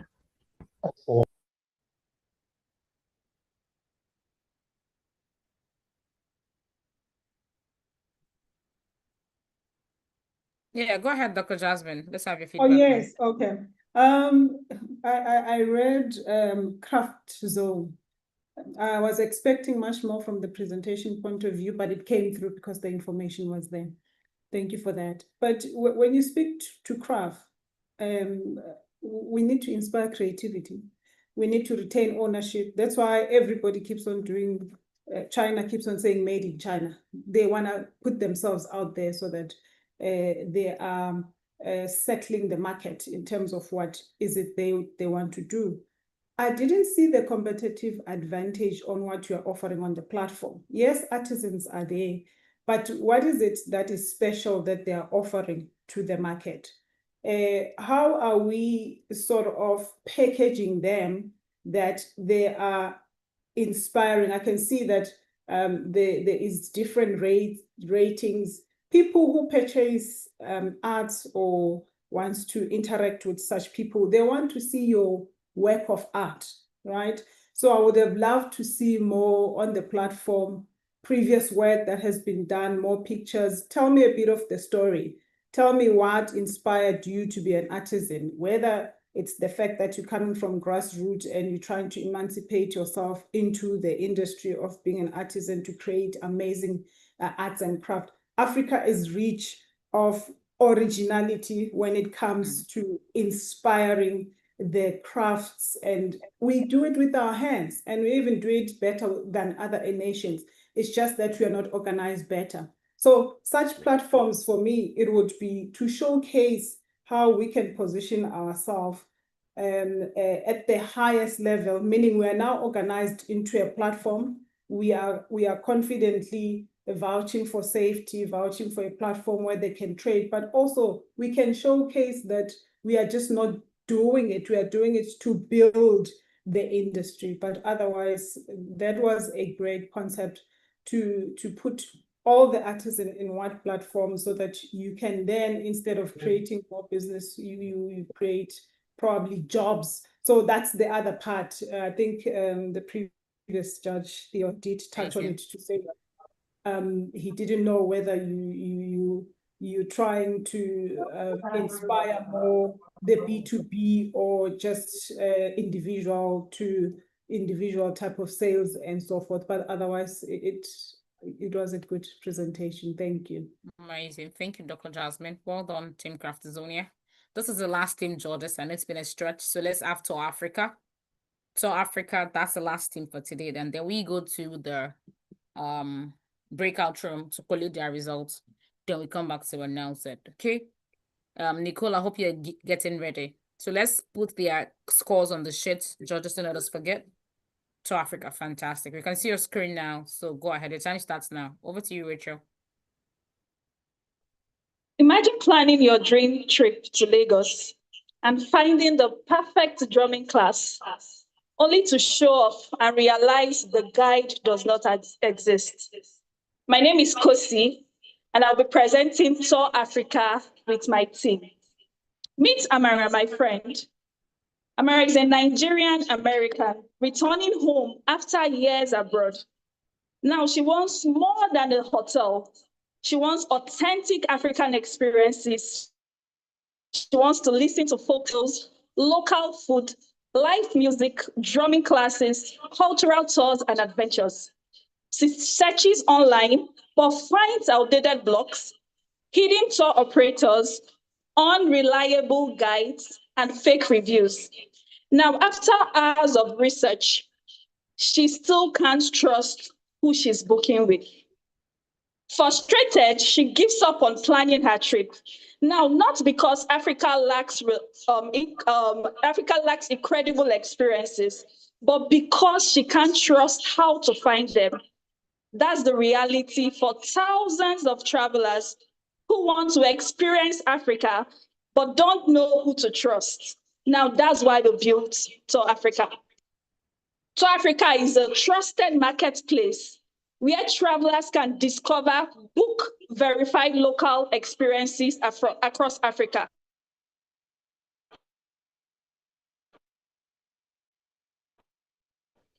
Every scroll and every experience includes verified reviews, safety scores, and 24/7 customer support.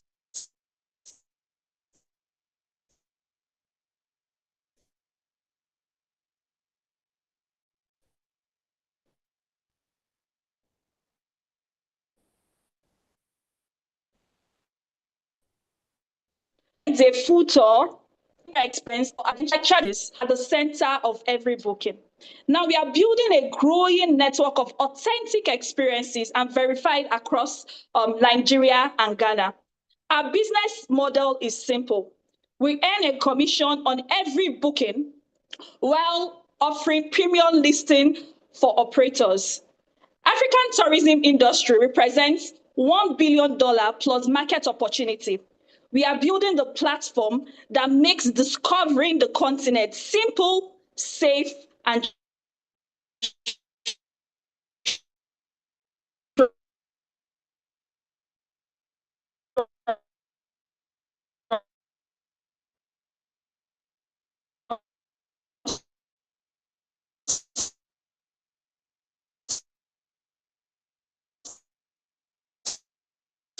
worthy. Now, foundation for authentic travel experiences. Tour Africa, discover, trust, and book. Now I'll bring up my teammate. She'll be showing us how Tour Africa works, and then she will take us through Africa while we are seated. Thank you. So, Buki, over to you.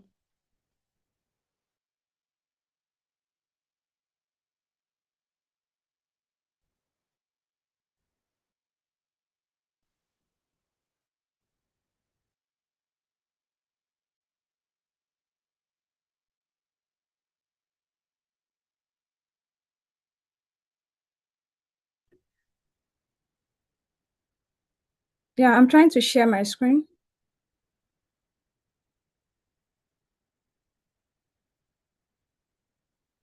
Okay, thank you, Emily.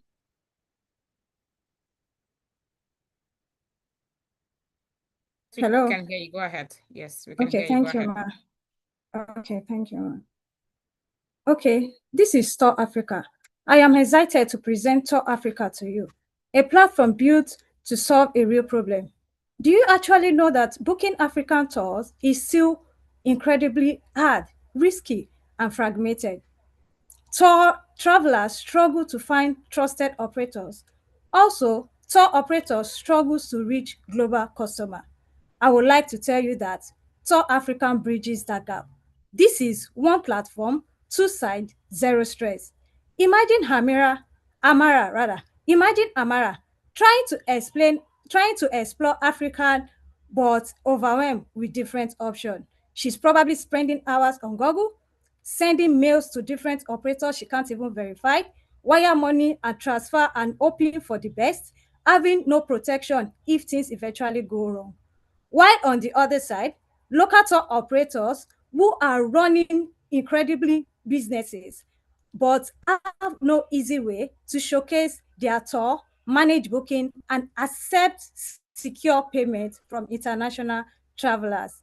That is the gap Tour Africa feels. Now, I want to walk you through our homepage. This is our homepage, and as you can see, we have explore Africa with confidence. This isn't just a team. This is our promise. We lead with trust because African travel, trust is everything. So therefore, we can see as we further showcase our futures the destination features, in which we have travelers also testimonials. After each traveler stores and experiences, they have to drop their review, and this review is verified. We have also travelers photo gallery.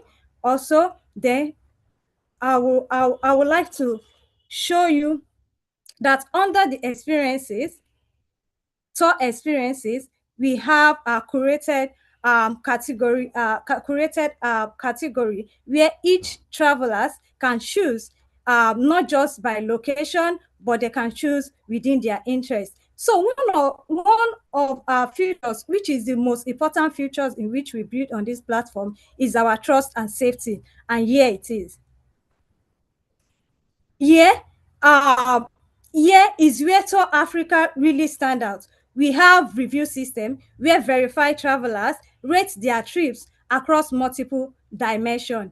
Here, there is no fake review. Only people who actually took the trip can leave feedback, and this is to ensure that their feedback help future travelers and make further informed decision. Also, we have our support system and the referral hub. This support system ensure that each traveler can ask questions and request for further assistance through our WhatsApp channels, drop email, or make a direct phone call. And through the referral, this is another opportunity for tour users to ensure that they can get a reward after inviting any of their friends to use this platform. So we have like we said, this platform is a two-way side. It's a two-way marketplace where we have the tour users and the operators.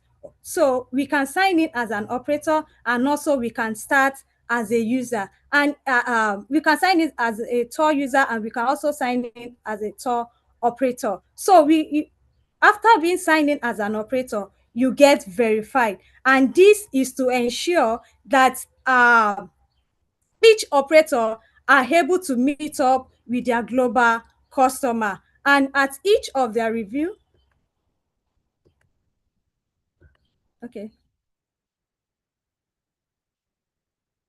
at each of the tour operators review, you can check in their profile.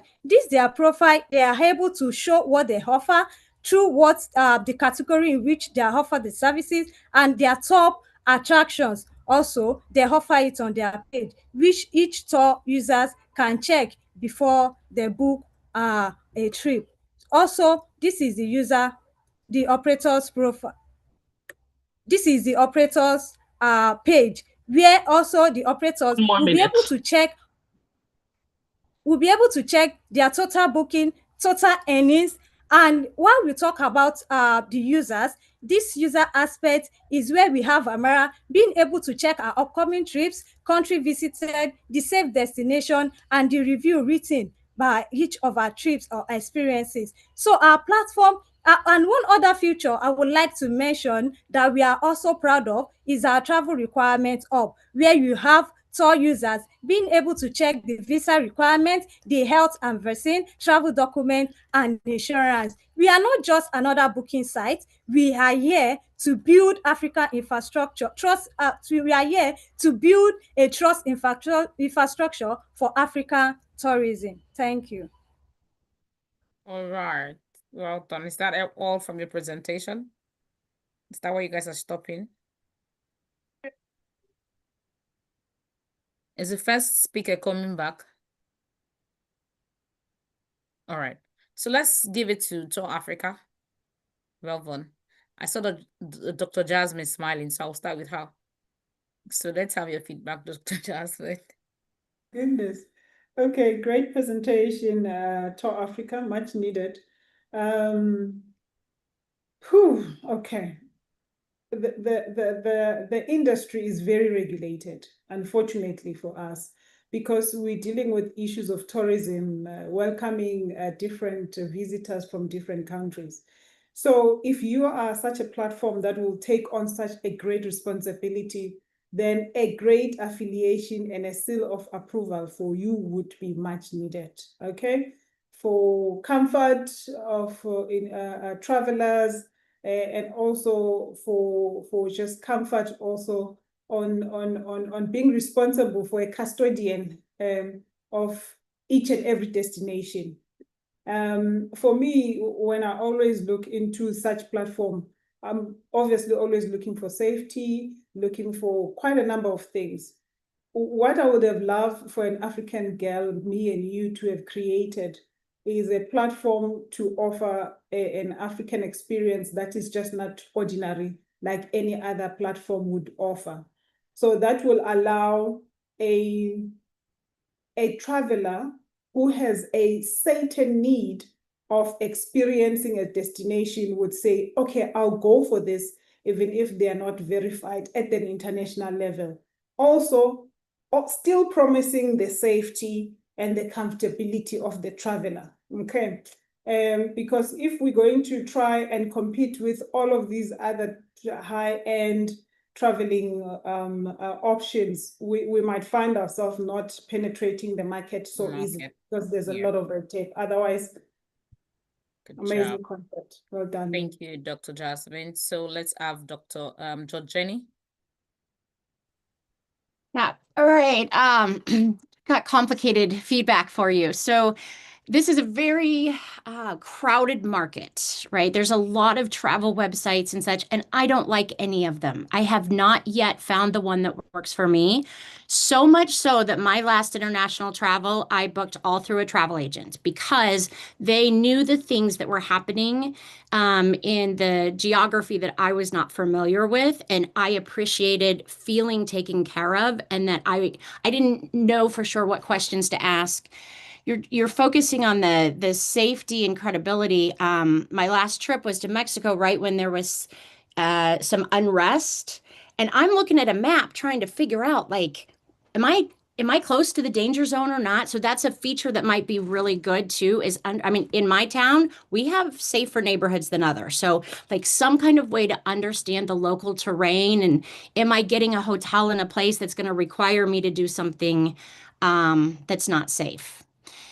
And so I liked that you had like all the travel documentation. I like the idea of the one stop and everything being there. So I think that element of safety and weather and that just kind of very logistical information would be very, very helpful.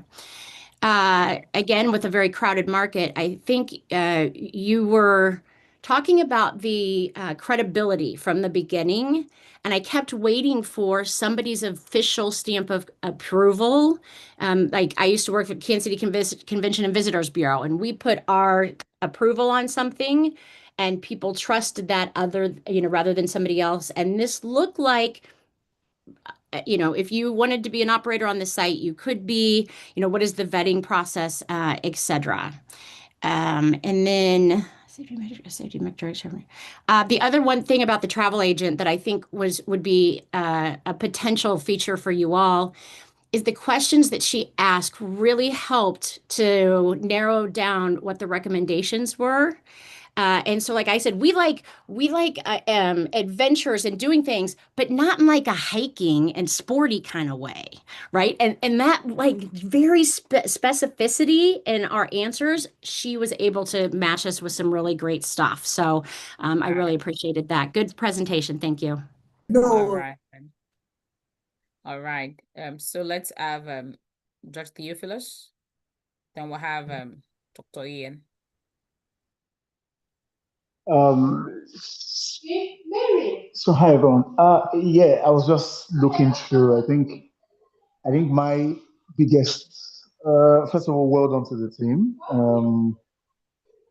Yeah, I think when it has to do with tourism, there's always I think yeah. Just to let me just summarize, because I'm just trying to wrap my head around the uniqueness of the product or your solution and how you're going about it, especially because there's a lot of, I think right now, you can, if you pick up the phone, you would see a lot of websites, a lot of organizations who are in this business. I think what you might need to focus on might be you need to definitely do research to say, okay, what extra we're bringing, especially because Africa is I think one of the biggest challenge within the continent is the number of, like, I think it was a Dangote speech that you were saying is the number of passports you would need to have to move around Africa, and then you need to. So I think the uniqueness to folks coming to Africa is the African experience. So the question is, if you're going to do a platform, how do I bring the African experience into a platform? So you need to find out.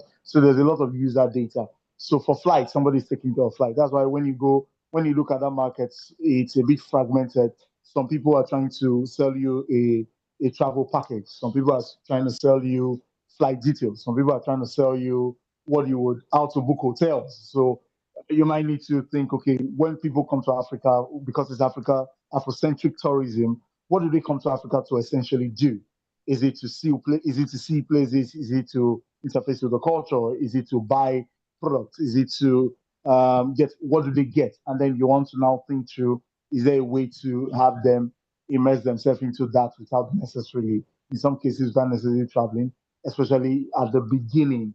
How do you bring it closer to them? How do you make it easy? That's the thinking, because you're gonna just to be very honest and very frank, there's gonna be a lot of because you're entering into a very crowded market, and if there is in somebody's mind, the question is, what makes your product unique, and why do I need to come? So there needs to be a lot of Afrocentric experience. So because people travel for experiences, and so it's about lifestyle. So if it's lifestyle, so you need to find out what's unique about Nigeria, what's unique about Ghana, what's unique about Liberia, where do people go to, and how do I coin the unique experiences, whether it's in products or it's in videos or it's in culture, it's in languages, and how do I put it in the platform, and then people experience it in sneak bits, and then before physically coming there. That's it where I think you might need to play, so that people have almost like a first-hand experience on your platform, whether it's in videos, whether it's in them doing docu-series, documentaries, and then before they go in there, or it's in products and being able to purchase those products and say, oh, I can see this, and then before they physically want to visit. And then, so that's where I see a bit of uniqueness in how you coming. So those are my comments and thoughts. Thank you so much, Theophilus. Dr. A, and finally, let's have you. Yeah, great concept, and you picked up where Dr. Jenny left off as far as the trust factor, and there was never anything to authenticate to allow me to feel like you're a trusted partner, different from everybody else who's in the marketplace. Registering with the State Department, registering with the U.S. Commerce, Commercial Service, partnering with the Tourism Board, connecting directly with the airline or directly with the hotel to say, these are our partners, and this is how you can verify us, or this is how you can confirm that we are legit. You can trust us. I think that would help a great deal building those partnerships. When you're talking about Ghana, Nigeria, there is not a lot of positive press. So you have to be in the marketplace as far as newsletters and giving out information about the things that you're doing to create that positive press about your service, your experience. So it allows for people to feel comfortable knowing that this is what's taking place. We have this festival, it's this celebration. These are things that's happening, so people see the good rather than just hear the stories of the bad. So I would just encourage a little bit more interaction with the public, partnering with certain entity that's going to provide you with that legitimacy, in addition to what else was said by everybody. But overall, it's a huge market. It's a tremendous opportunity. I know there's going to be an influx of folks going to Ghana for the end of the year, to December in Nigeria, and all throughout the continent. So there's a huge, huge market for it. I'm particularly leading with the African diaspora community from the Americas to the Caribbean to the US. We are, going to Africa in droves and living and staying in Africa. So I would just encourage you to kind of dig a little bit deeper as you prepare. Oh, one other thing I was just said is, if it might become segmented, just the airline piece, the hotel piece, the tourism piece, so people can pick the package that they want support from, or pieces that they can put together. That was a pretty good concept that was brought up. So thank you. Amazing. All right. Thank you so much, judges. Can we celebrate our judges? And can we celebrate ourselves as well? So well done, judges. While I'm going to create a breakout room for us now so that we can go there and we can collate the results, okay? I think Dr. AG, I think she's no longer on the call. While I will hand over to Rachel. I'm on the call. I'm on the call. Fantastic. Okay, good. So I want to send the judges to the breakout room for collation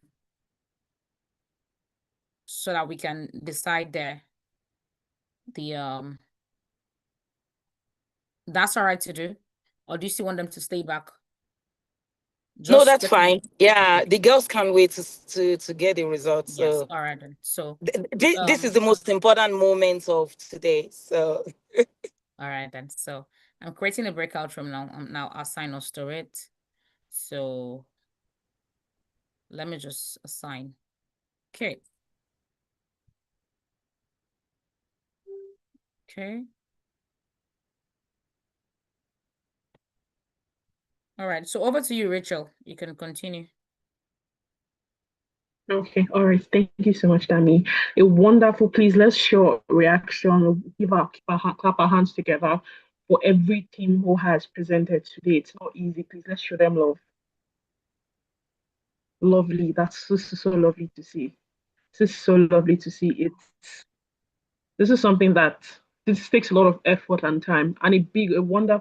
And let's give hands to our judges as well for their feedback, for their constructive feedback. As well. Thank you so much. So judges, our programs and partnerships please mentioned, you'll be joining breakout section shortly. So on to what we have next. For our programs today. We have our alumni community onboarding, and I'll call on our community manager, Nicole Ogetri, to take over this segment. So you have the floor. Okay, thank you very much, Rachel. Hello, everyone. This is my favorite part of this entire thing, and I'm glad to be sharing this with you. You guys have already done the technical part. You've worked, you've trained for 16 weeks, you've built your product, but the technical part is only like half of the equation, because you cannot have a long, oh no, let me not put it that way. Let me say the secret to a long and thriving tech career is community. Yes, you cannot do this alone. You need your community. I think a couple of you got a glimpse of that, working in teams. Nicole. So I think Yeah. our judges can go to the rooms now. Oh, okay. Yeah, thank you. All right. So as I was saying, a couple of you already got a glimpse of, working in teams, building your product. But yes, that's only like an aspect of it, because we have an amazing community that you're all about to become a part of. So yes, moving on to show you what lies ahead, I want you to hear from two of our alumni. So, they've been in this position, they know what you guys are going through right now. They pitched their product and now they have thriving tech careers. So first off, we have Ade doing Solar. Ade, she took her training with us and now she works as a product manager at MoneyPoint. Let's have it for Ade doing Solar. You can unmute to speak now. Yeah. Hi. Good evening or good afternoon. Can you hear me, please? Yes, you can. Yes, you're audible. Okay. Thank you so much. And thank you, Nicole, for having me.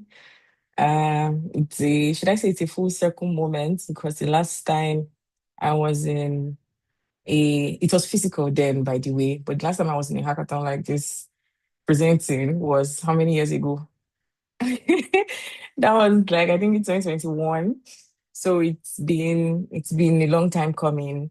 My name is Ade Doinsola DA, and like Nicole said, I'm a product manager at MoneyPoint. And my track, AGIT track was I think it was cohort 2 or 3. I don't know, but in 2021, basically, I can't really remember the exact cohort and I was in the backend track, even though I now do product management. But being in the backend track and learning how to write code, JS, Express, and the rest is still part of the things that today in my role and in my job I do. And I think during the boot camp, like I said, things have changed, right? Because like I said, then it was physical. We had to always come to Eco Innovation Center for learnings all through the how many weeks of learning, right? And I would say that as at that time, every bit of the experience for me was beautiful. It was what has shaped my career into what it is today. And I keep saying something, that there is no way I would be telling my journey or my career story, or like they say, success story, without ever mentioning Africa Agility, because that was like the first official training bootcamp that I had when I wanted to start out in the tech space. So I would once again like to say thank you to Dr. Anu Gopal for an initiative such as this, for a community that even after you leave, it still keeps giving, right? And what I do, like being a PM basically is exciting. It's challenging, let me not lie. But yeah, it's exciting, and that's because I didn't like start out or learn product management from the scratch. Like I said, I learned backend development, and from there I had to just transition, find what works for me, because everybody you ask, they will tell you, oh, engineering or coding roles pay more, but at the end of the day you end up doing more than just having to write code as a product manager. And yes, I think I like where I am right now, and it's a delight and an extreme honor to be here today.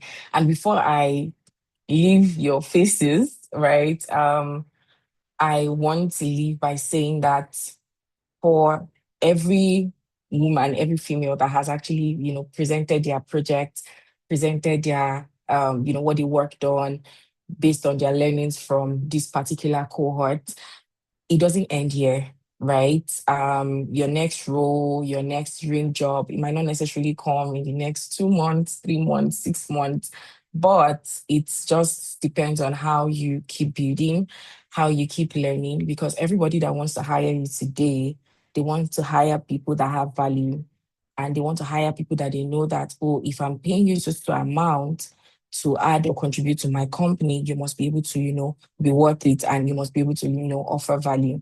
So even though your next dollar or your next, big role would not come right now, just keep being consistent, keep building, and ensure that you are offering value and you are going to be worth whatever amount that you're going to at the end of the day, because I know many people are coming into tech and trying to learn, because they know that there's money and all of those things. Yes, there is, but you have to be able to offer value and be, of impact. So thank you so much once again, and I wish everybody well.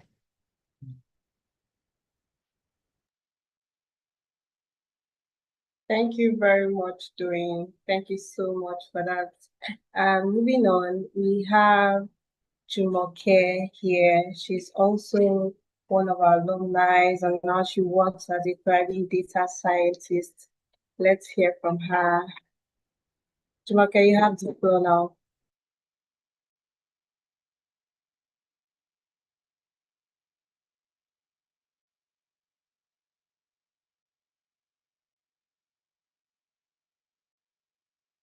Hi, good evening, everyone. I hope I'm audible. Am I audible? Yes, you are. Yes, you are. Okay, thank you so much. First, I would like to apologize to the whole house. I'm sorry for joining very late. Something came up and it was beyond my power. And again, I would also like to say thank you so much to Africa Agility for this very, very opportunity. It's always a privilege to come and share with the ladies. So my name is Odoma Jumoke. I was part of the Africa Agility Girls in Tech Bootcamp Cohort 2, and I learned data science and machine learning. I was in data science and machine learning cohorts. My experience at the boot camp was awesome.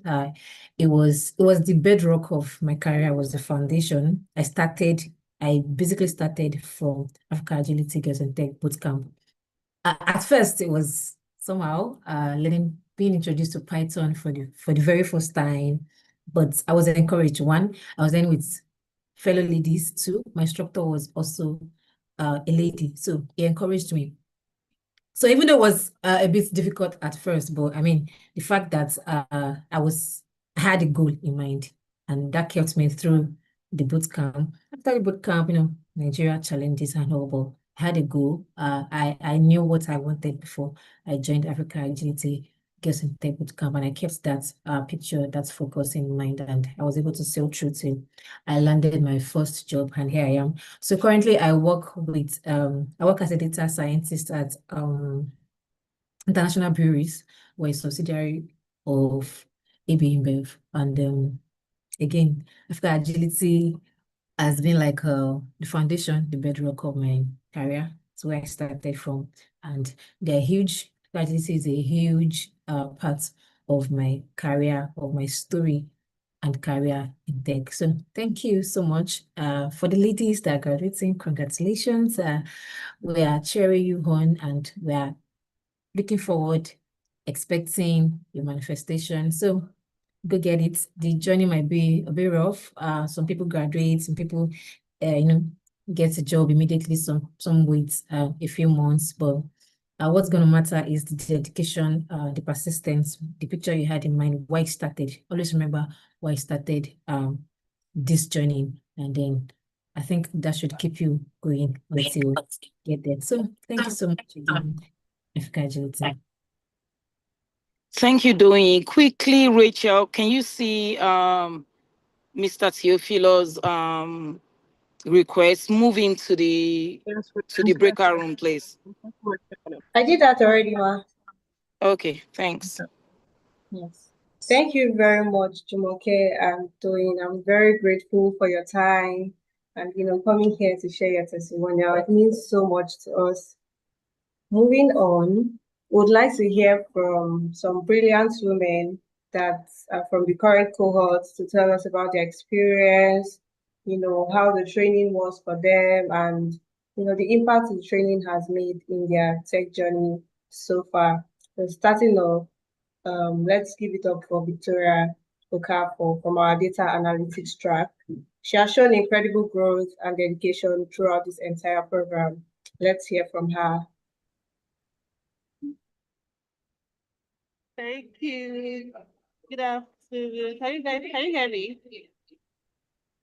Yes, we can. Okay, my Yes, name you're is audible.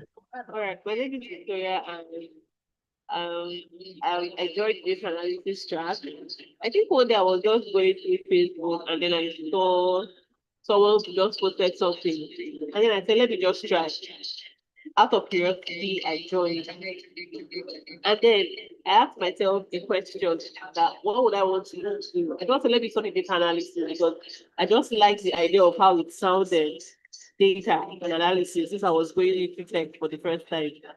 So I'm somebody who I never liked maths while I was growing up. It was never my favorite subject. And then when I got into the first class, I think my teacher there was Mr. Raphael. And then when he talked about Excel and all, I asked him, are we going to do maths? He said yes. And I pinched myself and I asked myself, you don't like maths, so what are you now doing here? And then because it's a course I always found intimidating because of the calculations, formula, and the pressure of getting the right answer. So I just said, let me just do it. I have already joined because the rigorous steps before you get the scholarship, it took me like 2 months. All right, so after I first stepped data analysis, it felt ironic. I wondered how someone like you who never liked maths could survive in a field connected to numbers and statistics. However, I noticed that data analysis is more than just solving equations. It's about storytelling, problem solving, discovering patterns, and making decisions, and also turning information into meaningful insights. So instead of focusing on complicated calculations, I became interested in understanding trends, interpreting results, and using data to solve real-life problems. Now, my favorite part of the academy is Well, I teamed up with a few amazing queens to do the international journalistic program. It felt like the whole world was just everywhere. And then I love the fact that we got to educate secondary school girls on menstrual health. And then I got to meet amazing people. I got to meet amazing coaches. Again, a big thank you to thank you to Africa Agility and GoPart for the amazing platform to train queens in Africa for us and holding us by our hands every step of the way. And so to see what is rewarding and give us for thank you for giving to us. Thank you. Thank you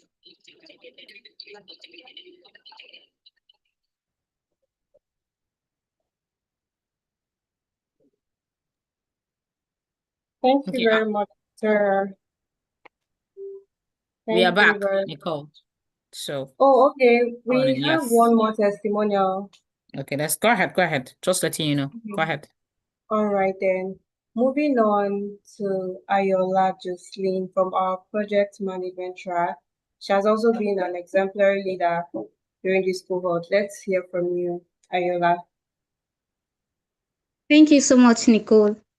My name is Ayola Jocelyn Adegbuyi from the Product Management track.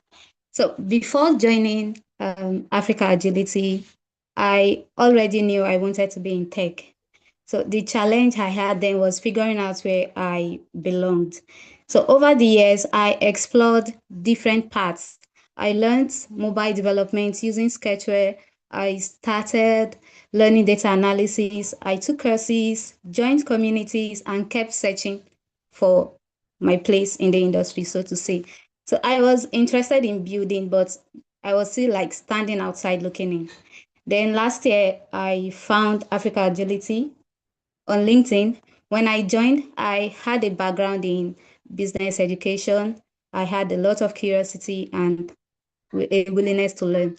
What I didn't have was the confidence in my ability to build a real product. Can we So put on our this videos, experience, guys? Your videos is supposed to be on. So as a product management trainee, I learned how to turn problems into opportunities. I wrote PLD, I conducted user research, I did competitors and market analysis. I built product roadmap, collaborated with cross-functional teams, and helped lead the development of SafePulse, a community safety intelligence platform. So one of my favorite parts of the academy was the whole journey itself. The LinkedIn challenge we did pushed me beyond my comfort zone and taught me the value of showing up consistently. And then came the hackathon. There were late nights, we had difficult conversations, missed deadlines, problem-solving sessions, and endless iteration. And the nights where I had to vibe code SafePulse. And I still remember presenting with a shaking voice at the first round of 32. I was nervous, but I realized I wasn't presenting just an idea. I was presenting research, validation, teamwork, and a solution we had worked hard to build, and that's carried me through the NEB. So I want to sincerely thank our trainers for challenging us, encouraging us, and refusing to lower the standard. You taught us more than frameworks and tools. You taught us how to think, collaborate, and keep moving forward when things became difficult. And to Dr. AG and Africa Agility, I say thank you for creating opportunities that truly change lives. Today, I live with practical experience, a new skill, and greater confidence, and a clearer vision for my future. And for the first time, I don't feel like I am standing outside the industry looking in. I actually feel like I belong there now. Thank you very much. Thank you very much for that. Thank you so much for that. Now to our graduating queens of cohort 9.0. You finished your technical training, but your journey with Africa Agility has just begun. My team members are going to drop the link to our community now in the chat box so you can join and become a part of this sisterhood that we're building. So at Africa Agility, what you get in our communities is that we just don't train you. We don't just train you rather and leave you alone. In this community, we actively drop job opportunities, both internal opportunities and external ones with our corporate partners.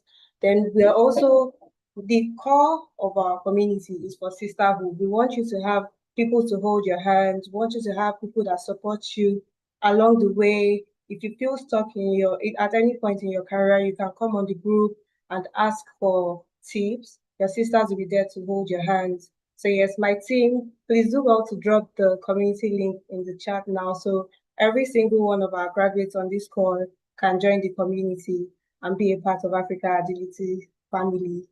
Thank you very much for that. Now back to my moderator. Thank you. All right, thank you so much, Nicole. Please let's give a hand, show some love, react emojis for our community lead.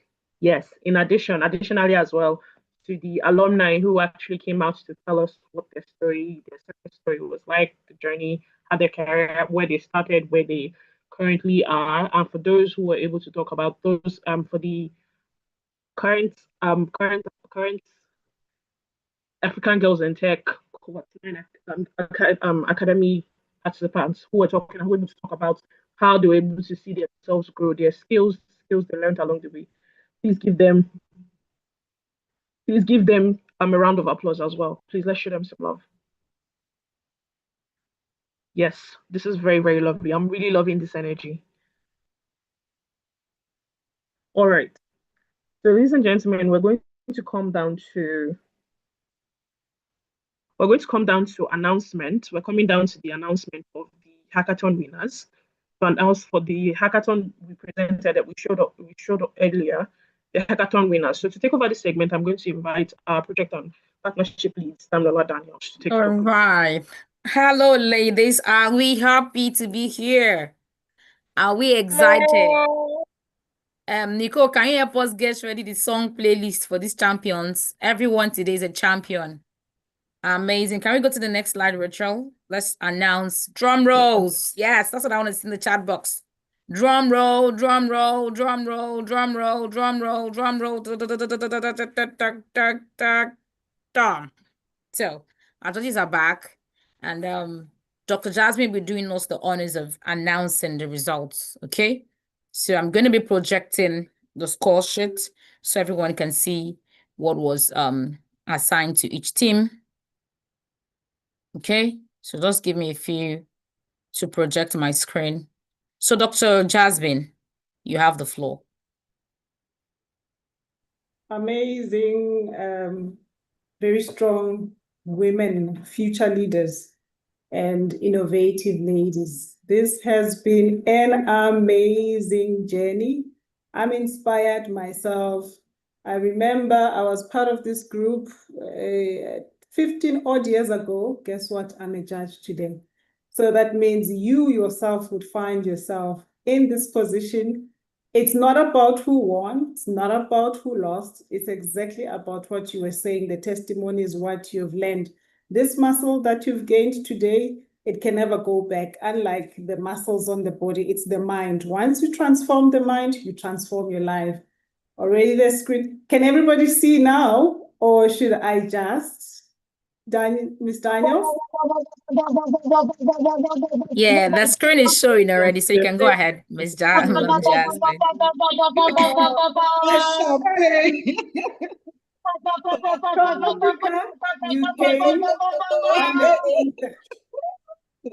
Congrats.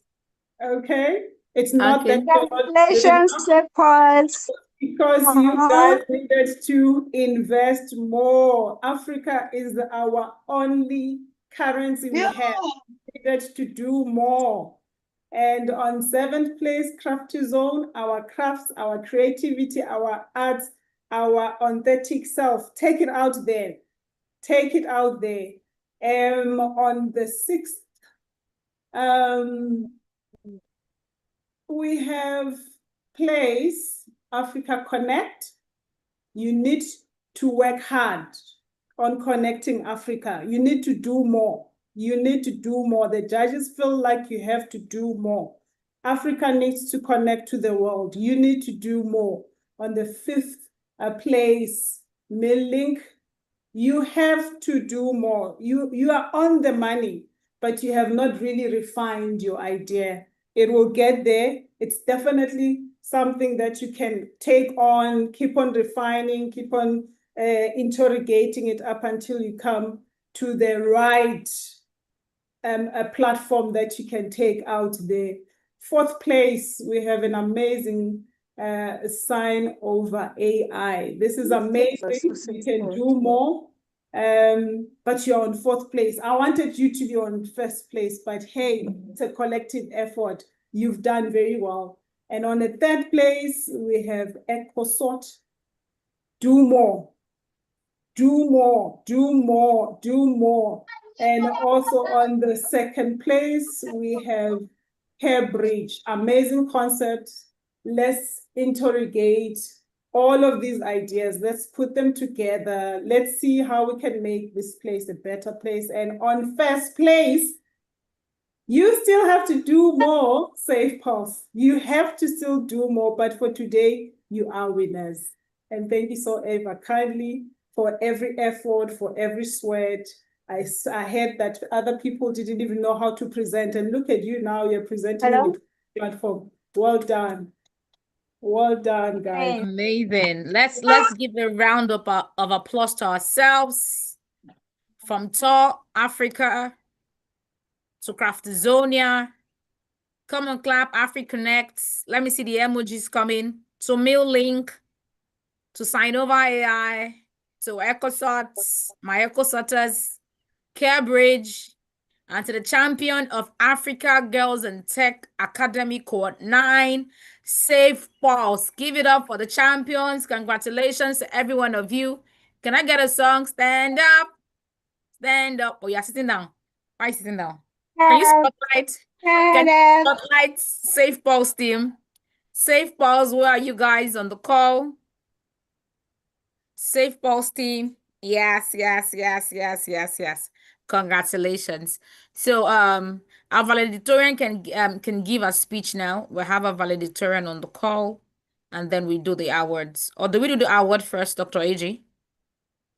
Let's do the award because it still aligns with celebration. So let's do the once award. again, congratulations, everybody. So I don't know if we are sharing the screen or who is sharing the screen. And I'm actually in Tampa, Florida right now, and my network is really bad. So if you can't hear me, somebody else should take over the award. So are we sharing the screen? Who is sharing the screen? Okay, I'm going to start anyway for the sake of time. Judges and trainers and special guests, I want to say thank you very much for, for still staying over time with us. The presentation take longer than we expected, but we really wanted to ensure that the girls received your feedback because it's very important for them to improve their products. So let's get started. So the first award celebrates the power of synergy, communication, and collective effort, building a functional tech product in 1 month. It's not easy at all, but this team proved that when women collaborate, amazing things happen. So the award for the best collaborative team goes to Echosort. Congratulations, Team Echosort. All right, so let's go to the second award, which is Community Impact Champion. So this award recognizes someone who demonstrated outstanding commitment to community development. She led a tech awareness campaign on campus at Fuoye, executed during the International Women's Day Project 2026. She distributed reusable sanitary pads to secondary school girls and facilitated a key partnership with Sana Pads to provide reusable pads, to combat period poverty. So the Community Champion Award goes to Peace Erewumi. Erewumi. Is she on the call? Erewumi. We're spotlighting her now. Peace, raise your hand. Okay, good. All So right. we're So while we are Peace now. spotlighting Peace, so let's go to the next award. This award is incredibly special because it comes directly from our core ecosystem itself. It recognized an individual who showed exemplary leadership qualities and was repeatedly commended by the trainers and mentors for our outstanding efficiency and dedication. The Leadership and Mentors Choice Award goes to Gift Ashuike. I hope I pronounced your last name correctly. Gift Ashuike. Congratulations. Dami, you are muted if you are speaking. No, I'm asking them to unmute and speak. They are there, but Peace and Gift. Okay. Okay, that's Gift. Such a pretty queen. All right, now let's go to, we are moving to the most active participants across our technical tracks. In this intensive AI and machine learning track, this individual stood out for a remarkable consistency and outstanding engagement. The most active participant in artificial intelligence and machine learning is Fumilayo Bokoyi. Congratulations, Fumi. Let's give her a round of applause. Now we are moving to track base again, back end development. We have two exceptional ladies who showed incredible dedication and stayed highly active. So let's celebrate the most active participants in the back end development track, Augusta Edem and Kate Akusika Akoni. Let's give them a round of applause. Congratulations, ladies. Congratulations, queens. Where are you? I can see you.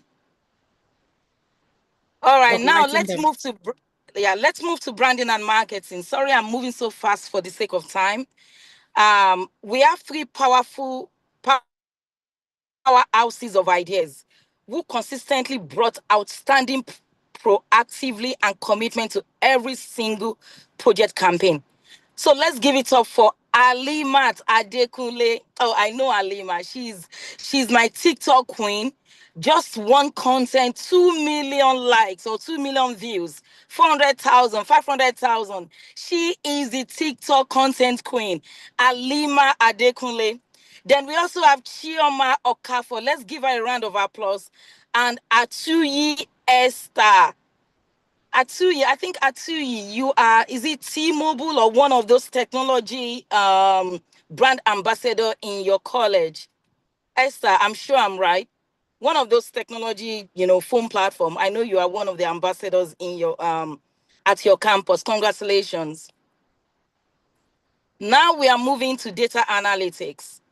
These three recipients stood out from their phenomenal engagement, grit, and analytical curiosity throughout the program. Please, let's celebrate Cynthia Wanjiku, Victoria Okafor, and Moron Foluwa Oyewumi. Let's give them a round of applause. Congratulations, queens. Thank you. Now we're going to front end. Now to front end development. The track responsible for bringing beautiful user interface to life. These three developers showed brilliant proactivity, consistency, and absolute dedication to their coding journey. Help me to celebrate Ariane Ekafor. Ekator, sorry. Even with my glasses, I can't still see. God help me. Sharon Unyira Asere and Adekoya Riskiat. Let's give the three beautiful queens a round of applause. Congratulations. Thank you. Don't worry, you are going to get your award. They are going to send it to you somehow. I don't know. Damilola knows what to do. Now, to mobile development. This individual showed outstanding drive and presence in every session. 16 weeks of training and 3 days a week. The most active participant for mobile dev is Caroline Mupakile. Let's give her a beautiful, resounding round of applause. Congratulations, Caroline. Now to product design. These 3 designers brought exceptional dedication, active collaboration, and inspiring design work ethic to the entire cohort. Let's hear it from Ibiye Wanemi Osfor, Mary Ann Anabiri, and Mercy Kalu. Congratulations, beautiful queens. Congratulations. Let's give them a round of applause, please. Let's keep the fire emoji burning. Come on, ladies. Then to Scrum Mastery. Finally, I think this is the last one, right? The champions of agile execution and team optimization.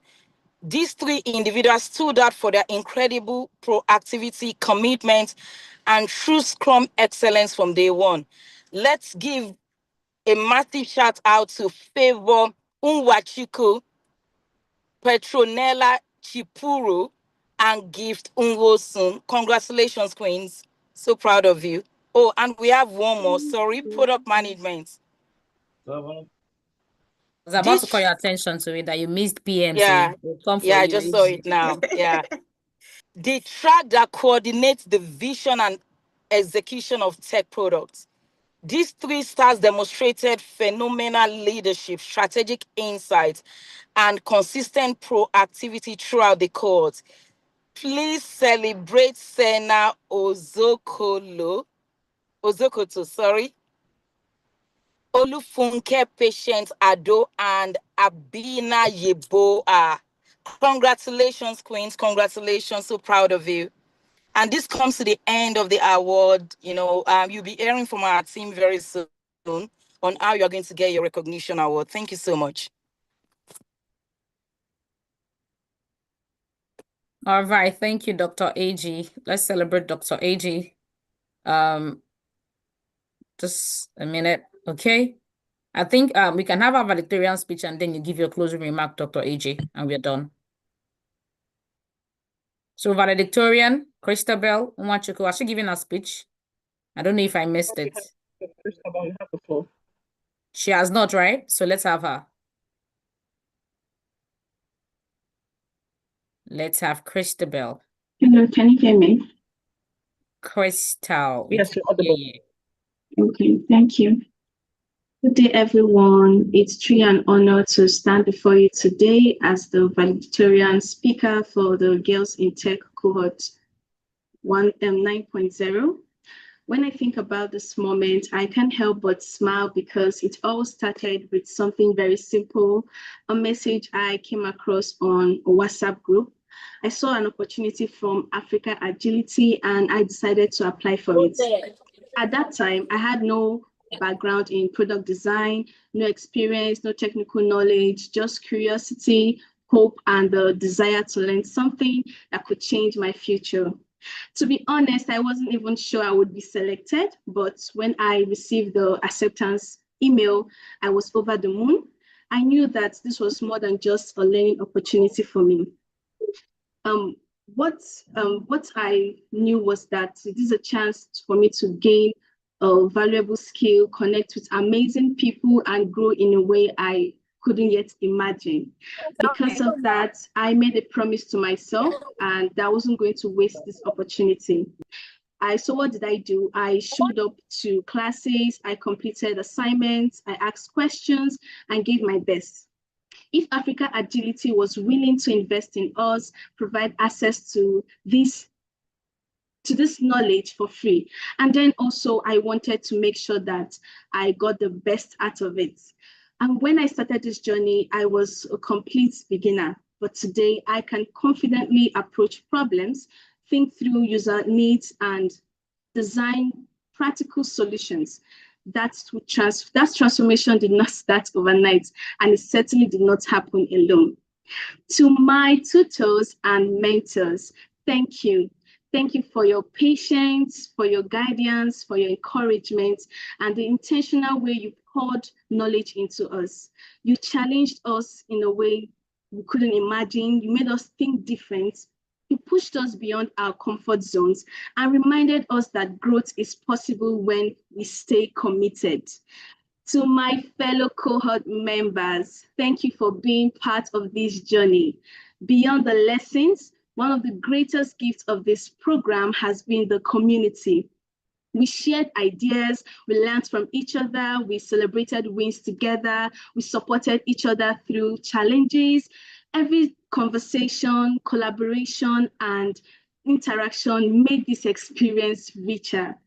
Today, as we celebrate this important milestone, I want to remind every girl in this program that this is a starting point, and I implore you to go solve problems, and with the skills that we have acquired to go solve problems. I want to see us launch products that solve Africans' problem and also place us on the global stage. To Africa Agility, thank you for believing in African girls like me. Thank you for creating opportunities that open doors, build confidence, and help us to see possibilities beyond our current circumstances. Your impact goes far beyond technology. You are helping shape futures. And finally, I also want to thank you for giving me the privilege of serving as a valedictorian speaker. It's an honor I do not take lightly and one I will always cherish. Congratulations to all of us. We came here to learn, but we are leaving with so much more. Confidence, community, purpose, and the courage to keep growing. Go out there and be audacious. Once again, I say to you, congratulations! And thank you. Thank you very much. Thank you so much. Amazing. Amazing. All right. So to the final event of today, I'm going to be calling in our CEO, Dr. AG, to give us the closing remarks. So Dr. AG, over to you. Thank you, our judges, our coaches. Thank you, girls, for staying up till now. We are all winners. So Dr. AG, closing remarks from you.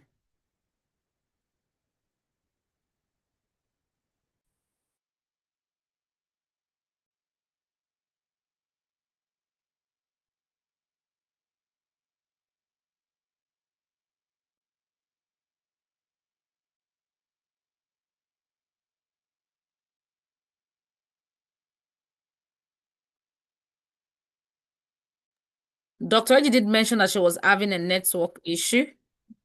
Just confirming that she's on the call. Nicole, is Dr. AG on the call? Let me check. Oh, I think the network. I think she had a network downtime. She did mention that she's not where the network is so good. All right. All right, so let me just do the honors of giving us the closing remark. So to our girls, well done. You can see that I know that this is not easy feat for you, but you guys have come a long way. And the number of weeks that you've been in class and what you have put forth, this is a good job. And everyone is a winner, right? Everyone is a winner. I know the biggest shockers on this call today are Echosorters. I love you, my ladies. I love you. And to our judges, our keynote speaker, thank you so much. Thank you so much. We know this meeting is a stretch, and out of your busy schedule, you guys made out time to be with us today. We at Africa Agility and our girls do not take this for granted. And to our faculty members, our coaches, come on, guys, can you celebrate your trainers? We can't be here without them. We cannot be here without them. So thank you to all our coaches across our 9 tracks, to my team, My project team, you guys know, like, see me, this is me giving you guys your flowers. Thank you so much. To our CEO, Mr. Ade, thank you so much. And to my CEO who just had a network glitch, thank you for birthing these ideas. So we're going to be communicating to you guys on the next level, because now you're going to mentor her, and in mentor her, you're going to be having your LinkedIn optimization. You're going to be having your Upwork, how to use Upwork, and you're going to be having mock interview by track, so that you can also prep your CV and how to also do interviews. Okay, thank you so much. We're looking forward to you guys using Drop Level. So Dr. A, we launched an app called Drop Level. Can the Drop Level team drop links in the chat? Drop Level, it's an app that helps you to communicate. Just send greetings to each other. We'll be sending you greetings. Our judges and our guest and our keynote speaker with Drop Level, so you can also use it with your contact. It's just a means of sharing greetings to our loved ones. Okay, so Drop Level team, please drop the links in the chat box real quick. Yes, I think that's about it. I want to thank myself. I feel so great this evening. It's been a long journey, so I'm thanking me for me. All right. Thank you so much. Can we play a song for them? And then we've come to the end of the Africa Girls and Tech Hackathon finale session. Let's put on our video so we can take quick pictures. Thank you. Put on our video so we can take